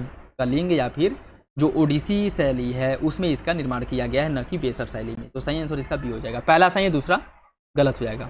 मंदिर निर्माण की पंचायतन शैली के बारे में देखिए। इसमें मुख्य देवता के मंदिर के साथ 4 गौड़ देवताओं का भी निर्माण कराया जाता था। देवगढ़ का दशावतार मंदिर इस शैली का प्रमुख उदाहरण है। कौन सा विकल्प इसका सही होगा? इसका सही आंसर डी हो जाएगा, दोनों विकल्प सही है, ठीक है। जैसे मान लीजिए यह मंदिर जो है 4 दीवारी है, बीच में जो है मुख्य देवता का होता है और बाकी किनारे किनारे 4 जो है सहायक देवताओं का निर्माण भी कराया जाता है, ठीक है। सही आंसर इसका डी हो जाएगा। निम्नलिखित कथनों पर विचार कीजिए। आदित्य प्रथम ने पल्लवों को पराजित करके कोंदड राम की उपाधि धारण की। परातंक प्रथम ने मदुरा के पांड्य राज को पराजित करके मदुरा कोंडा की उपाधि धारण की थी। कौन सा विकल्प इसके बारे में सही है? इसका जो सही आंसर है वो हो जाएगा ऑप्शन डी, दोनों विकल्प सही हैं, दोनों विकल्प इसका सही हो जाएगा। राजराज प्रथम के बारे में देखिए। इसने समस्त भूमि की माप कराई और उचित कर का निर्धारण किया। यह शिव का भक्त था और अपनी राजधानी में राजराजेश्वर मंदिर का निर्माण इसने करवाया था। राजराज फर्स्ट के बारे में कौन सा विकल्प सही है? इसका सही आंसर सी हो जाएगा, दोनों विकल्प सही हैं, ठीक है, दोनों विकल्प इसका सही हो जाएगा। राजराज प्रथम द्वारा शिव के अनन्य यह भक्त था और इसके द्वारा अपनी राजधानी में राजराजेश्वर मंदिर का निर्माण कराया था। सही आंसर इसका सी है, ठीक है, ऑप्शन सी। राजा राम मोहन राय ने आजीवन सामाजिक, धार्मिक, बौद्धिक और राजनीतिक उत्थान के लिए कठिन परिश्रम किया। राजा राम मोहन राय भारतीय समाज में व्याप्त जड़ता और भ्रष्टाचार से दुखी थे। इसका जो सही आंसर है क्या होगा?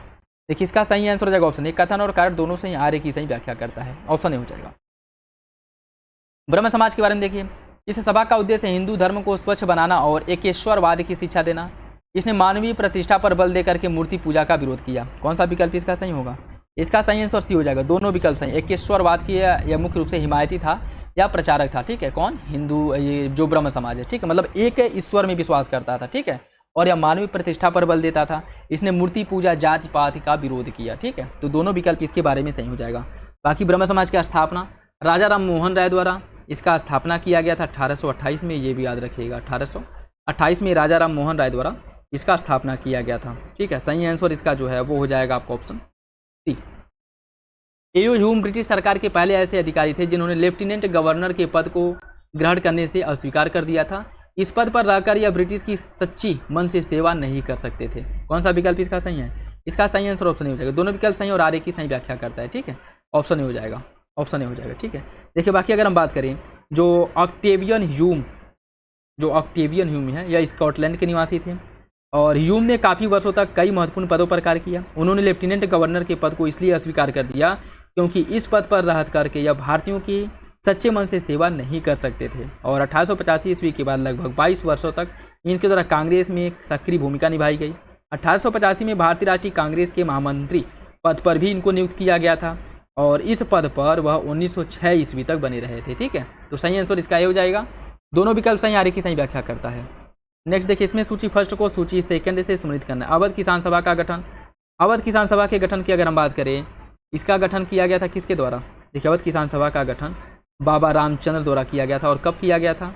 1920 में अवध किसान सभा का गठन बाबा रामचंद्र ने किया था। ठीक है, तो बाकी अवध प्रांतीय रैयत सभा, अवध प्रांतीय रैयत सभा का गठन किया गया था एनजी रंगा द्वारा। अवध प्रांतीय सभा का गठन एनजी रंगा द्वारा किया गया था और इसका गठन 1928 में इन्होंने किया था। 1928 में इसका गठन है, इसका स्थापना किया था। बिहार प्रांतीय किसान सभा का गठन किया गया था 1929 में स्वामी शाहजानंद सरस्वती द्वारा।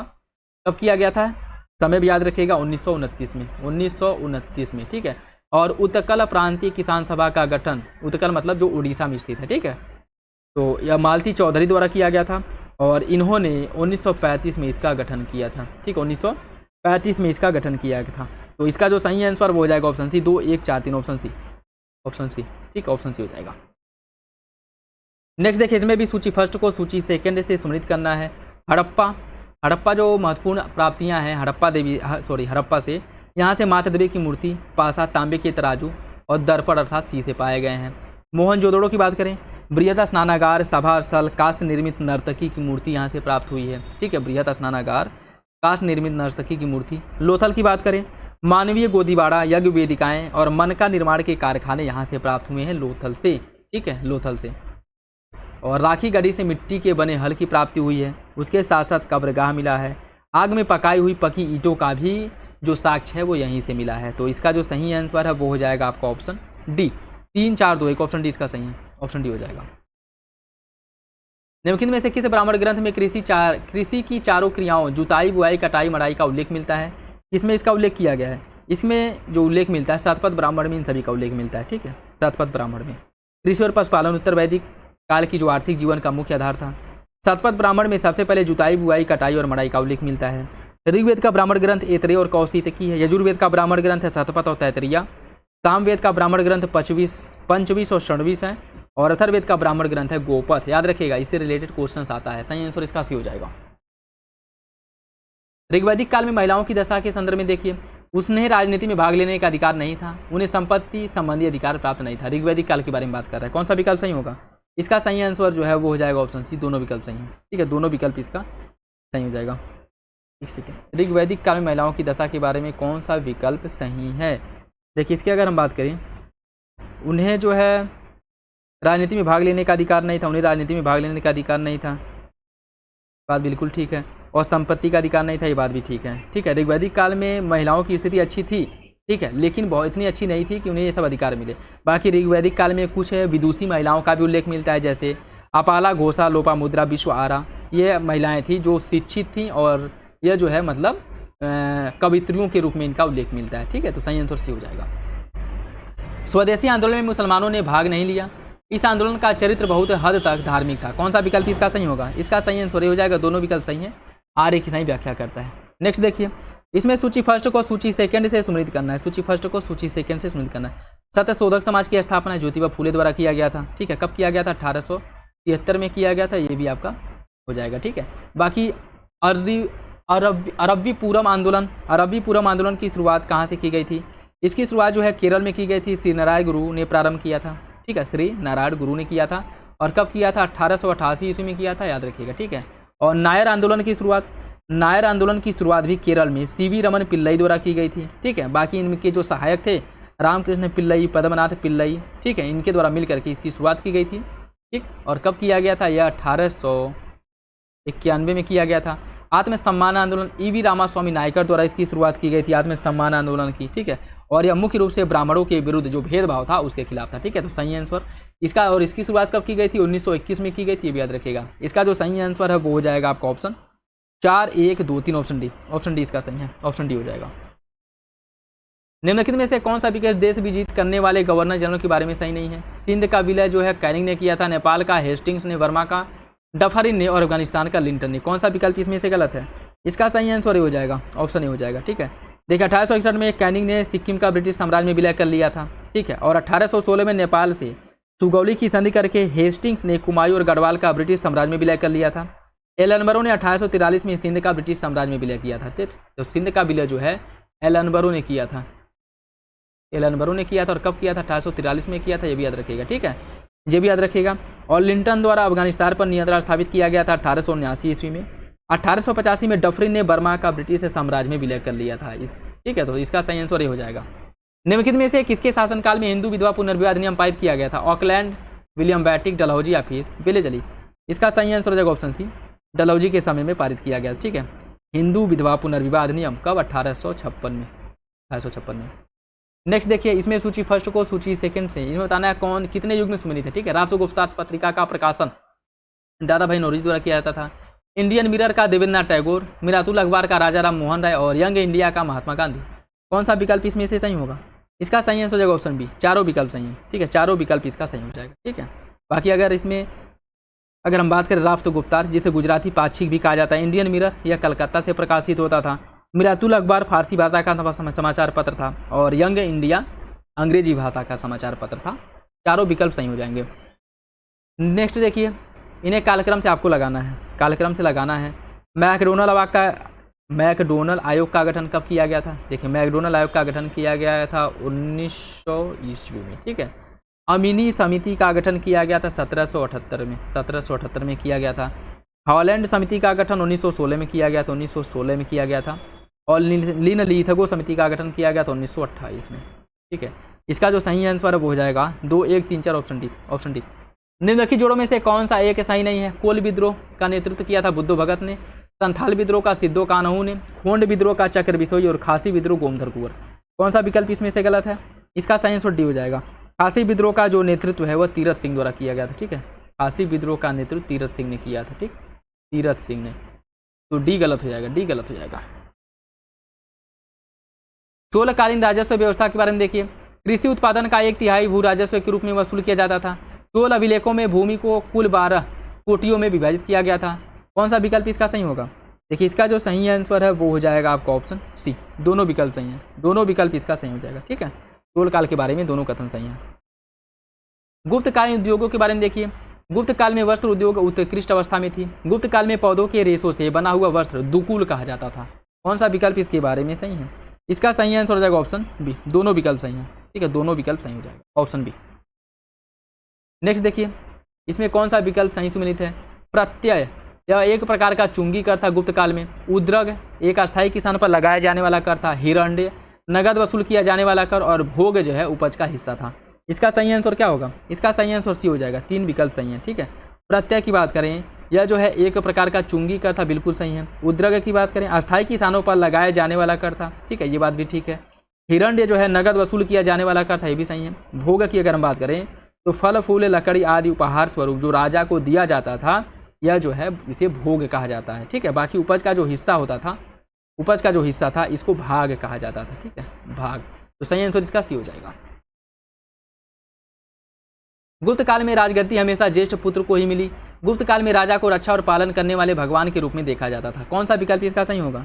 इसका जो सही आंसर है वो हो जाएगा ऑप्शन डी, दूसरा सही, पहला गलत है। पहला गलत है। ठीक है, पहला गलत क्यों है? क्योंकि गुप्त काल में राजगद्दी हमेशा ज्येष्ठ पुत्रों को ही मिला, यह गलत है। जो उत्तराधिकार में ज्येष्ठ पुत्र का उत्तराधिकार में जो वरीयता क्रम को अपनाया गया था, ये बात बिल्कुल गलत हो जाएगी। तो पहला जो है आपका गलत है, दूसरा सही है। ठीक है, पहला गलत क्यों है?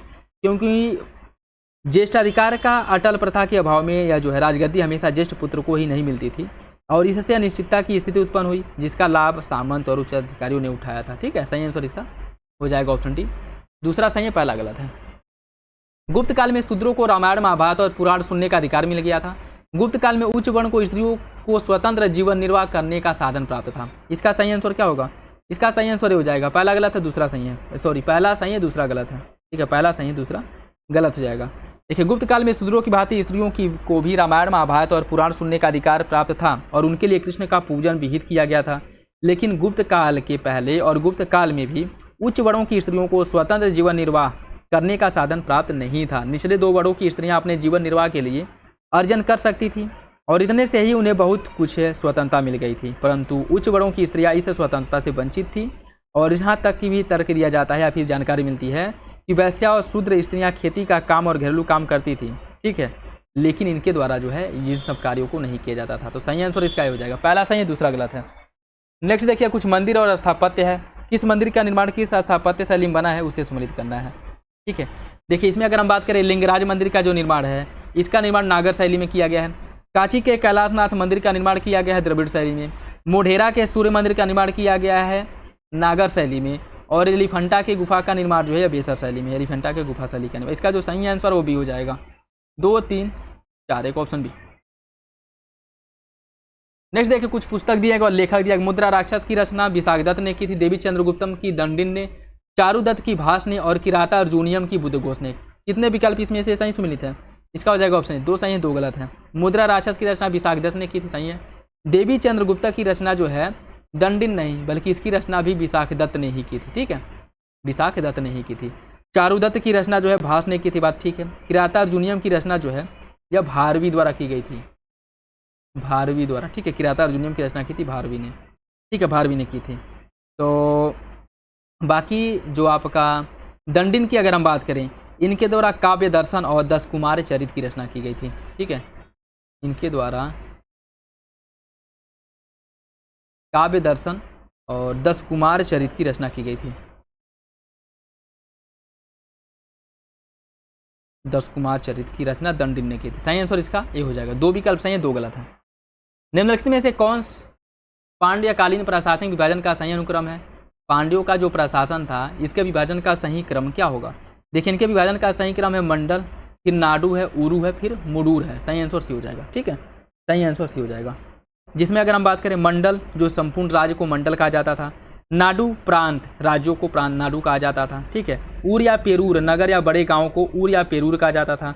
सिरायूर कहा जाता था छोटे गाँव को। मुडूर कहा जाता था पुराने गाँव को। अवय छोटे ग्राम की सभा थी जो स्थानीय विवादों का, व्यापार रोजगार से संबंधित जो मामले हैं उनको सुलझाती थी, उन्हें अवय कहा जाता था, ठीक है।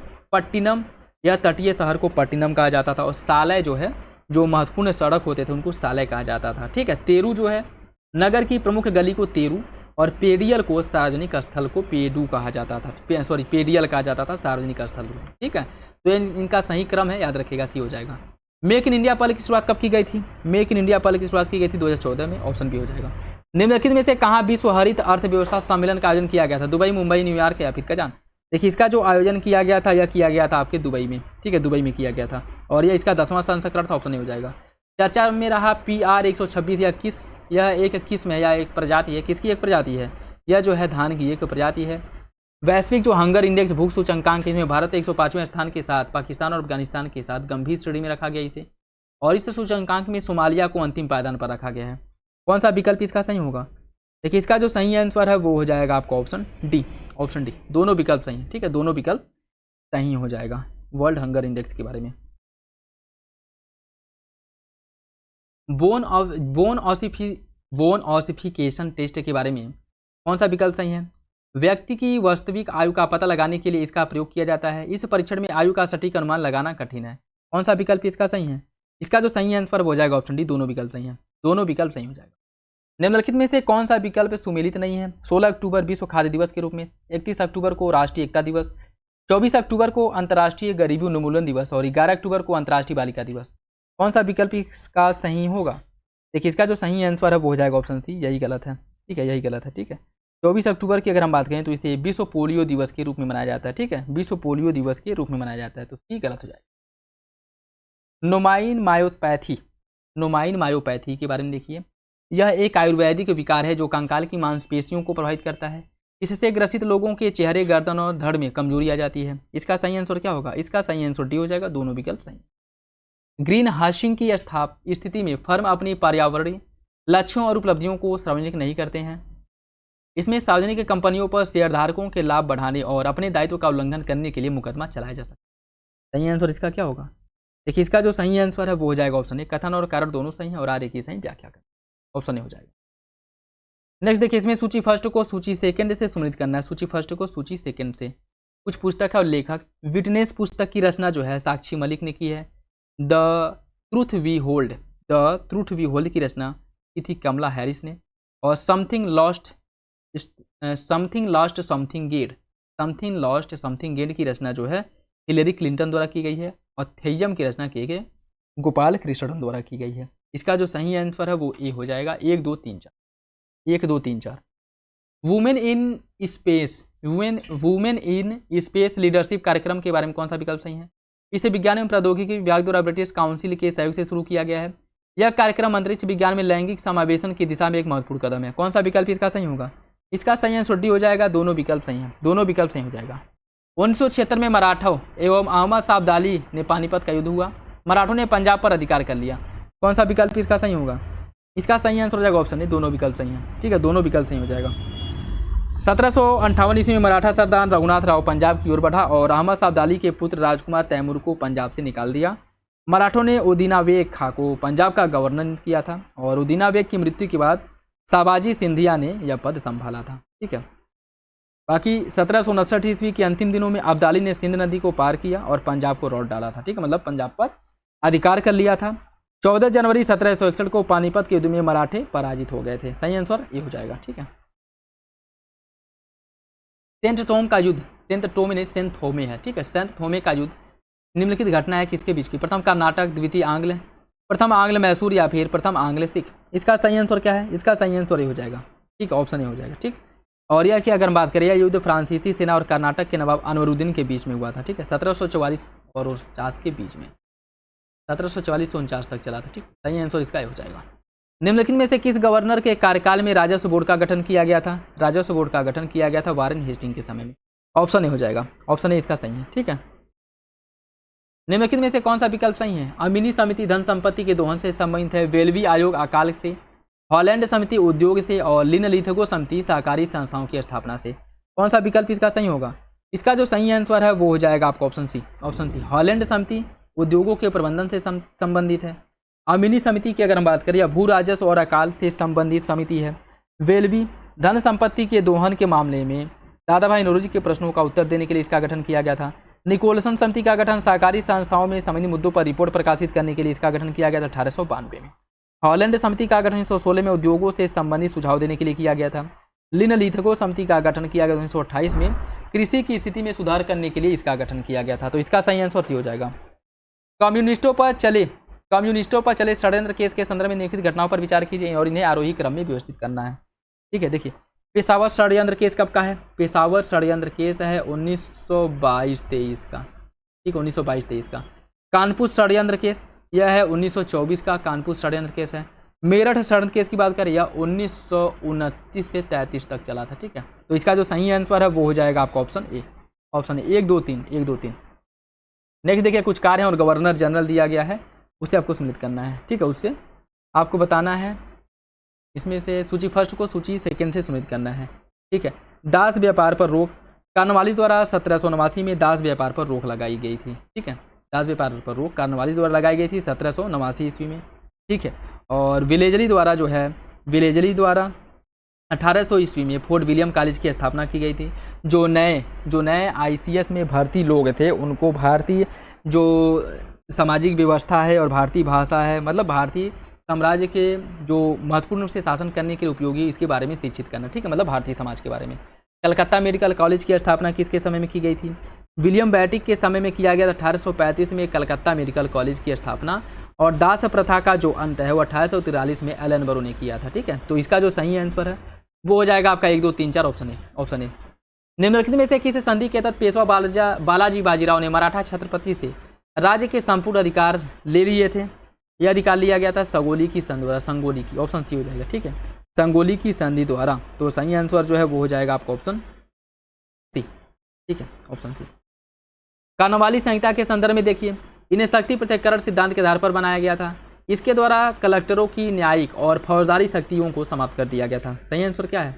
सही आंसर भी हो जाएगा। दोनों विकल्प सही हैं, दोनों विकल्प इसका सही है। कार्नवालिस का न्यायिक सुधार जो है 1799 तक अंतिम रूप इसको दे दिया गया था और यह सुधार शक्ति पृथक्करण के सिद्धांत पर आधारित है। कार्नवालिस ने कर और न्याय प्रशासन को अलग कर दिया था। कार्नवालिस संहिता द्वारा कलेक्टर से न्यायिक पद और फौजदारी शक्ति ले ली गई थी और इसके पास केवल जो शक्तियाँ थीं वह क्या थी? वह कर से संबंधित शक्तियाँ थी। ठीक है, तो सही आंसर भी हो जाएगा। निम्नलिखित में से कौन सा सहायक संधि के संदर्भ में सही है? सर्वप्रथम इसका प्रयोग फ्रांसीसी गवर्नर डुब्ले ने किया था और इसके तहत देशी राज्यों की विदेशी और आंतरिक नीति अंग्रेजों के अधीन होती थी। कौन सा विकल्प इसका सही होगा? देशी राज्यों को अपने खर्च पर अपने राज्य में अंग्रेजी सेना रखनी पड़ती थी। सही आंसर इसका क्या है? इसका सही आंसर सी हो जाएगा। पहला तीसरा सही है, दूसरा गलत। दूसरे में क्या है कि इसके तहत देशी राज्यों की विदेश और आंतरिक नीति अंग्रेजों के अधीन होती थी।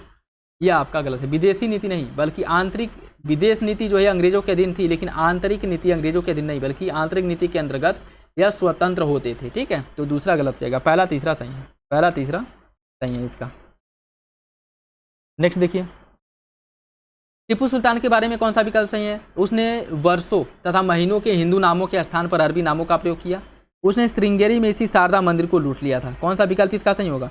इसका सही आंसर सी है, पहला सही है, दूसरा गलत है। उन्होंने श्रृंगेरी के स्थित शारदा मंदिर को लूटा नहीं, बल्कि शारदा मंदिर को जो इसके पहले लूटा गया था उसकी मरम्मत करने के लिए धन दिया था। ठीक है, तो सही आंसर इसका जो होगा वो हो जाएगा ऑप्शन सी, पहला सही है, दूसरा गलत है। विलियम बैटिक के बारे में देखिए, इसने सती प्रथा को समाप्त किया, ठगी प्रथा की समाप्ति की, सरकारी सेवाओं में भेदभाव की समाप्ति की, इलाहाबाद में सदर निजामत अदालत की स्थापना की। कौन से कार्य जो हैं विलियम बैटिक के समय में हुए थे? इसका सही आंसर डी हो जाएगा, चारों विकल्प सही हैं। ठीक है, चारों विकल्प इसका सही हो जाएगा, ऑप्शन डी है। अफगान सरदार शाहशुजा ने महाराजा रणजीत सिंह को कोहिनूर हीरा दिया था। महाराजा रणजीत सिंह ने अंग्रेजी आक्रमण के समय शाहशुजा की सहायता की थी। इसका सही आंसर क्या है? इसका सही आंसर हो जाएगा ऑप्शन डी, पहला सही है, दूसरा गलत है। ठीक है, दूसरा गलत है। और दूसरा गलत क्यों है? क्योंकि अगर हम इसकी बात करें, दूसरा इसलिए गलत है, इसमें 1800 ईस्वी में अहमद शाह अब्दाली का पौत्र शाहशुजा काबुल की गद्दी पर बैठा। उसके भाई शाह अहमद ने शक्तिशाली बरकई साद अफखा और दोस्त मोहम्मद की सहायता से उसे 1809 ईस्वी में विस्थापित कर देता और सत्ता हथिया लेता है। शाहशुजा ने काबुल पर राज्य प्राप्त करने के लिए रणजीत सिंह की सहायता मांगी थी। महाराजा को उसने कोहिनूर हीरा भी भेंट किया था। ठीक है, तो सही आंसर इसका जो है वो हो जाएगा ऑप्शन डी, ऑप्शन डी। महाराजा रणजीत सिंह ने अंग्रेजों के आक्रमण के समय शाहशुजा की सहायता नहीं की थी, बल्कि इन लोगों के बीच जो सत्ता को लेकर के युद्ध चल रहा था इसमें सहायता किया था। ठीक है, तो डी इसका सही हो जाएगा, पहला सही, दूसरा गलत। और इसी से कोहिनूर हीरा भी उनको प्राप्त हुआ था। व्यवगत नीति के अंतर्गत जो राज्यों का विलय किया गया था, इसमें इसे आपको क्रम से लगाना है। ठीक है, इसे क्रम से लगाना है। देखिए, इसकी अगर हम बात करें, सबसे पहले विलय हुआ था सतारा का। सतारा का विलय कब किया गया था? 1848 में सतारा का विलय कर लिया गया था। ठीक है, इसके बाद जैतपुर का विलय किया गया था 1849 में, और 1849 में ही संभलपुर का विलय भी कर लिया गया था, ये भी याद रखिएगा। संभलपुर का विलय भी 1849 में ही किया गया था। ठीक है, उसके बाद आप बघाट, जिसका विलय किया गया था 1850 में, बघाट का 1850 में किया गया था। ठीक है, और नागपुर का जो विलय है यह किया गया था 1854 में। 1854 में नागपुर का विलय किया गया था, लेकिन इसके पहले भी विलय हो चुका था। ठीक है, किसका किसका हो चुका था?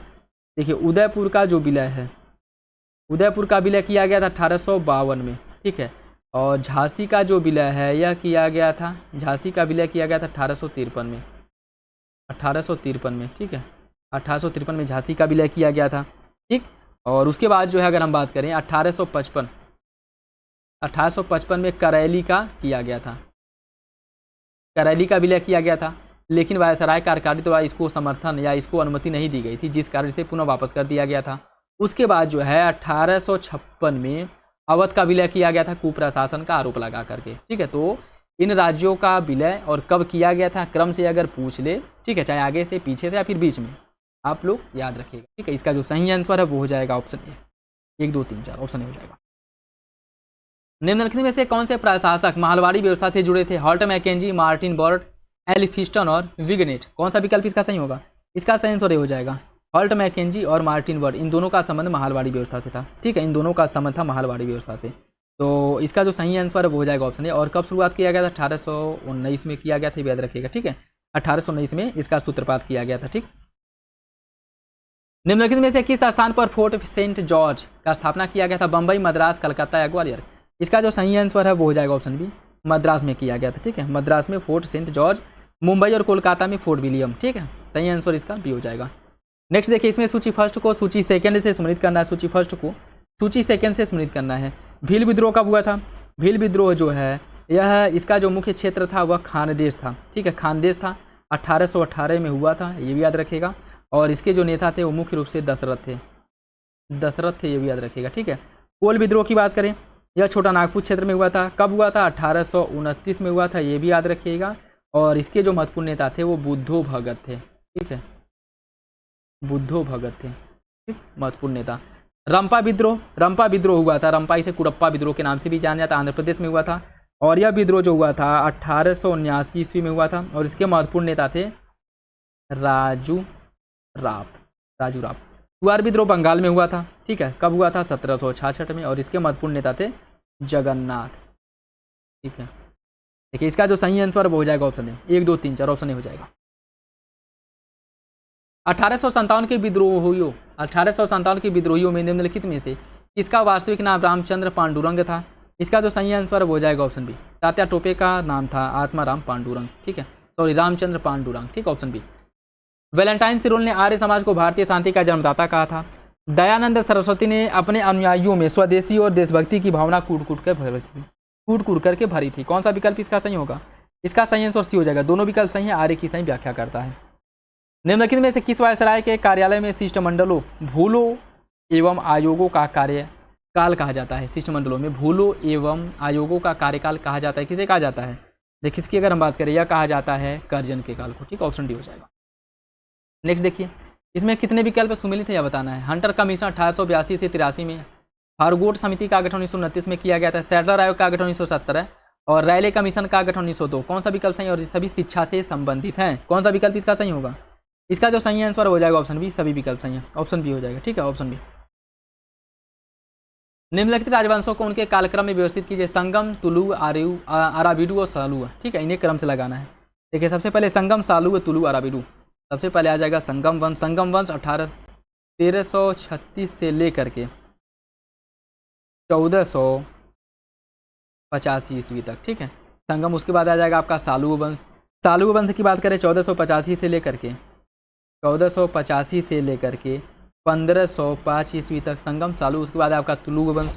तुलु वंश की बात करें या 1505 से लेकर के 1570 ईस्वी तक। उसके बाद आपका अराबिडु वंश जो 1570 से लेकर के 1685 ईस्वी, ठीक है। इसका जो सही आंसर वो हो जाएगा ऑप्शन है 1, 4, 2, 3, ऑप्शन है। कालीकोटा युद्ध के बारे में देखिए। विजयनगर साम्राज्य विरोधी महासंघ में अहमदनगर, बीजापुर, गोलकुंडा, बीदर शामिल था। इस युद्ध के समय बीजापुर साम्राज्य का शासक सदाशिव राय था। कौन सा विकल्प इसका सही है? इसका सही आंसर डी हो जाएगा। दोनों विकल्प सही हैं, ऑप्शन डी इसका सही है, ऑप्शन डी हो जाएगा, ठीक है। नेक्स्ट देखिए, विजयनगर के राजस्व प्रशासन के बारे में कौन सा विकल्प सही है? राज्य उपज के छठे भाग को भूमि कर के रूप में वसूल करता था। इस काल में भिखारियों, मंदिरों और वेश्याओं पर भी कर लगाया जाता था। इसका सही आंसर क्या है?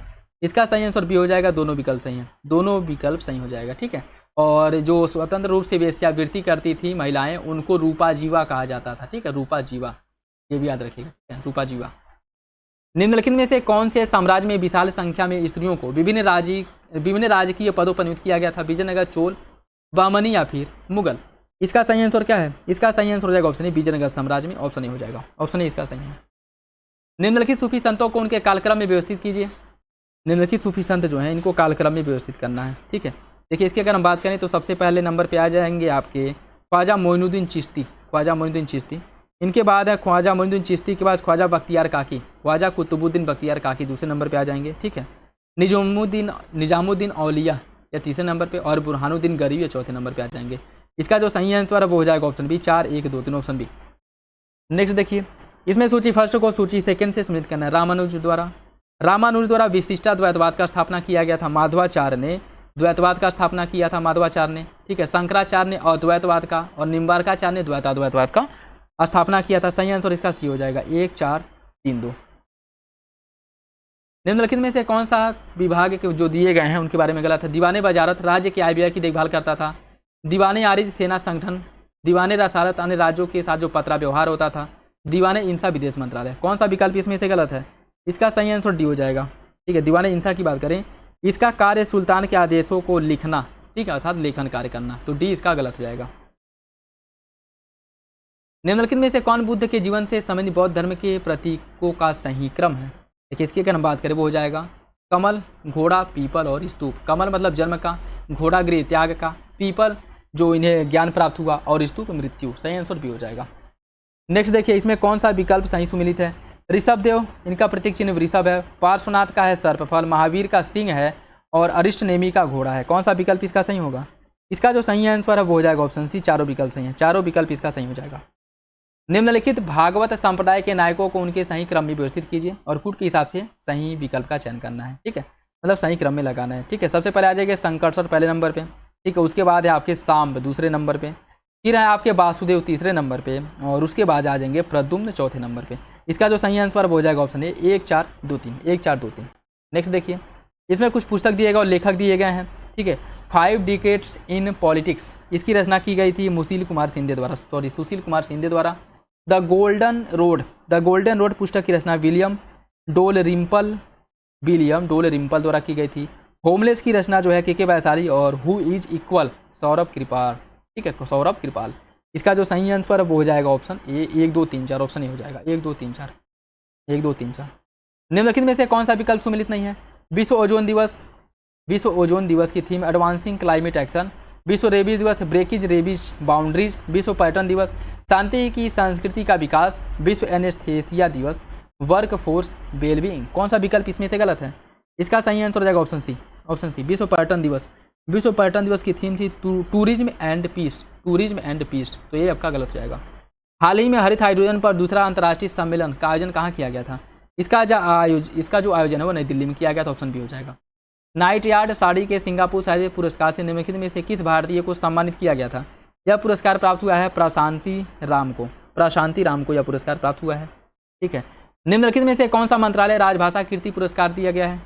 किस मंत्रालय को राजभाषा कीर्ति पुरस्कार दिया गया? यह पुरस्कार प्राप्त हुआ है किसे? यह पुरस्कार जो है दिया गया है आपको केंद्रीय गृह मंत्रालय को, ठीक है, केंद्रीय गृह मंत्रालय को, ऑप्शन हो जाएगा, ऑप्शन ए इसका सही है। प्रधानमंत्री किसान मान धन योजना के बारे में देखिए। 12 सितंबर 2019 को इसकी शुरुआत की गई थी और 18 से 40 वर्ष आयु के किसान इसके पात्र होते हैं। सही आंसर इसका डी हो जाएगा, दोनों विकल्प सही हैं, दोनों विकल्प इसका सही हो जाएगा। ऊर्ध्वाधर राजकोषीय असंतुलन के बारे में, इस स्थिति में राजस्व व्यय सरकार के विभिन्न स्तरों पर मेल नहीं खाता है। यह एक संरचनात्मक मुद्दा है जिसे राजस्व एवं व्यय जिम्मेदारी को पुनर्निर्धारित करके हल नहीं किया जा सकता है। इसका सही आंसर क्या होगा? इसका जो सही आंसर साथियों वो हो जाएगा आपका ऑप्शन सी, पहला सही है, दूसरा गलत है, ठीक है। सही विकल्प पूछा है, दूसरा गलत है। और दूसरा गलत क्यों है? क्योंकि ऊर्ध्वाधर राजकोषीय असंतुलन जो है एक संरचनात्मक मुद्दा है जिसे राजस्व और व्यय जिम्मेदारियों को पुनर्निर्धारित करने के हल के लिए जो है हल किया जा सकता है, ठीक है। तो दूसरा आपका गलत हो जाएगा, पहला सही है। तिल कार्बन के बारे में देखिए। यह गैर जीवाश्म मीठे पानी की आर्द्रभूमि में संग्रहित कार्बन से संबंधित है। भारत में इसका अध्ययन सर्वप्रथम केवलादेव राष्ट्रीय उद्यान में किया गया था। कौन सा विकल्प इसका सही होगा? इसका सही आंसर हो जाएगा ऑप्शन डी, दोनों विकल्प सही हैं, दोनों विकल्प इसका सही हो जाएगा। नेक्स्ट देखिए, निम्नलिखित में से कौन सा विकल्प इसमें से गलत है? पर्पल कार्बन वायु और औद्योगिक उत्सर्जन से प्राप्त होता है, ब्लू कार्बन समुद्री पौधों में संग्रहित होता है, ग्रीन कार्बन स्थलीय पौधों में संग्रहित होता है और ब्लैक कार्बन वनों में संग्रहित होता है। कौन सा विकल्प इसका गलत है? इसका ऑप्शन डी हो जाएगा, डी गलत है, ठीक है, डी गलत है। ब्लैक कार्बन की अगर हम बात करें तो जीवाश्म ईंधन के दहन से जो कार्बन उत्सर्जित होता है इसको ब्लैक कार्बन कहा जाता है, ठीक है, उसे ब्लैक कार्बन कहा जाता है। बाकी अगर हम बात करें जो स्थानीय पौधे एवं वनों में जो कार्बन संग्रहित होता है इसको भी ग्रीन कार्बन के अंतर्गत इंडिकेट किया जाता है, ठीक है। नेक्स्ट देखिए, आज का लास्ट क्वेश्चन अर्थात जीएस वाले सेक्शन का लास्ट क्वेश्चन है। पुलिकली नृत्य के बारे में कौन सा विकल्प सही है? इसे तत्कालीन महाराजा राम वर्मा सक्थन पंथुरन द्वारा प्रारंभ किया गया था और यह केरल का पारंपरिक लोक नृत्य है। कौन सा विकल्प इसका सही होगा? इसका सही आंसर हो जाएगा ऑप्शन डी, दोनों विकल्प सही हैं, ठीक है, दोनों विकल्प इसके बारे में सही हो जाएगा, ठीक है। और ये था आज का लास्ट क्वेश्चन जिसमें जीएस के हम लोग 140 क्वेश्चन को सॉल्व किए हैं। बाकी हिंदी वाला जो सेक्शन है इसको अगले वीडियो में कवर किया जाएगा, ठीक है। आई होप यह वीडियो आप लोगों को अच्छा लगा होगा और वीडियो अगर अच्छा लगे तो लाइक ज़रूर कर दिया करें और अपने दोस्तों साथियों के साथ वीडियो जरूर शेयर कर दिया करें, ठीक है। आपके लाइक और शेयर करने से हमें मोटिवेशन मिलता है कि हम और अच्छे कंटेंट के साथ और इफेक्टिव जो है आप लोगों के लिए वीडियो बना पाएँ, ठीक है, जिससे कि आप लोगों के एग्जाम में आप लोगों को मदद हो सके, ठीक। बाकी आपका कोई फीडबैक हो कमेंट बॉक्स में ज़रूर बताइएगा और आपका स्कोर क्या रहा वो भी कमेंट बॉक्स में ज़रूर बताया करें, जिससे कि एक आइडिया लगा करे कि आप लोगों की स्थिति अभी वर्तमान में क्या है, ठीक है, और आप लोगों की तैयारी कैसी चल रही है। बाकी जो लोग पेड ग्रुप ज्वाइन करना चाहते हैं जहाँ पे विभिन्न कोचिंग इंस्टीट्यूट के टेस्ट सीरीज के साथ साथ मैगजीन और वो उसके साथ साथ जो एग्जाम के पॉइंट ऑफ व्यू से अन्य जो आपके मिसलेनियस क्वेश्चंस वगैरह जो PDF हैं वो भी वहाँ पे प्रोवाइड कराए जाते हैं। तो जो लोग ज्वाइन करना चाहते हैं टेलीग्राम पे आकर के उसके बारे में जानकारी ले सकते हैं और उसका लिंक जो है टेलीग्राम आपके यूट्यूब के डिस्क्रिप्शन बॉक्स में भी मिल जाएगा, ठीक है, पेड ग्रुप का। तो वहाँ पे आकर के उसके बारे में जानकारी ले सकते हैं। जैसे कि उसका चार्ज अभी 149 रुपये है और हो सकता है कि उसके चार्ज 2-4-10 दिन में बढ़ जाएँ, ठीक है। तो जो लोग ज्वाइन करना चाहते हैं वो लोग ज्वाइन कर सकते हैं, ठीक, क्योंकि उसमें जैसे कंटेंट जो प्रोवाइड कराए जा रहे हैं सारे कोचिंग के अच्छे कंटेंट प्रोवाइड कराए जा रहे हैं। तो बाकी जो एडमिन है वो लोग जो है उसका प्राइस बढ़ाना चाहते हैं तो हो सकता है कि उसका प्राइस बढ़ जाए। तो अगर आप लोग लेना चाहते हो तो जितनी जल्दी हो सके उसको ले लीजिए, ठीक है। बाकी मिलेंगे अगले वीडियो में, तब तक के लिए धन्यवाद, जय हिंद।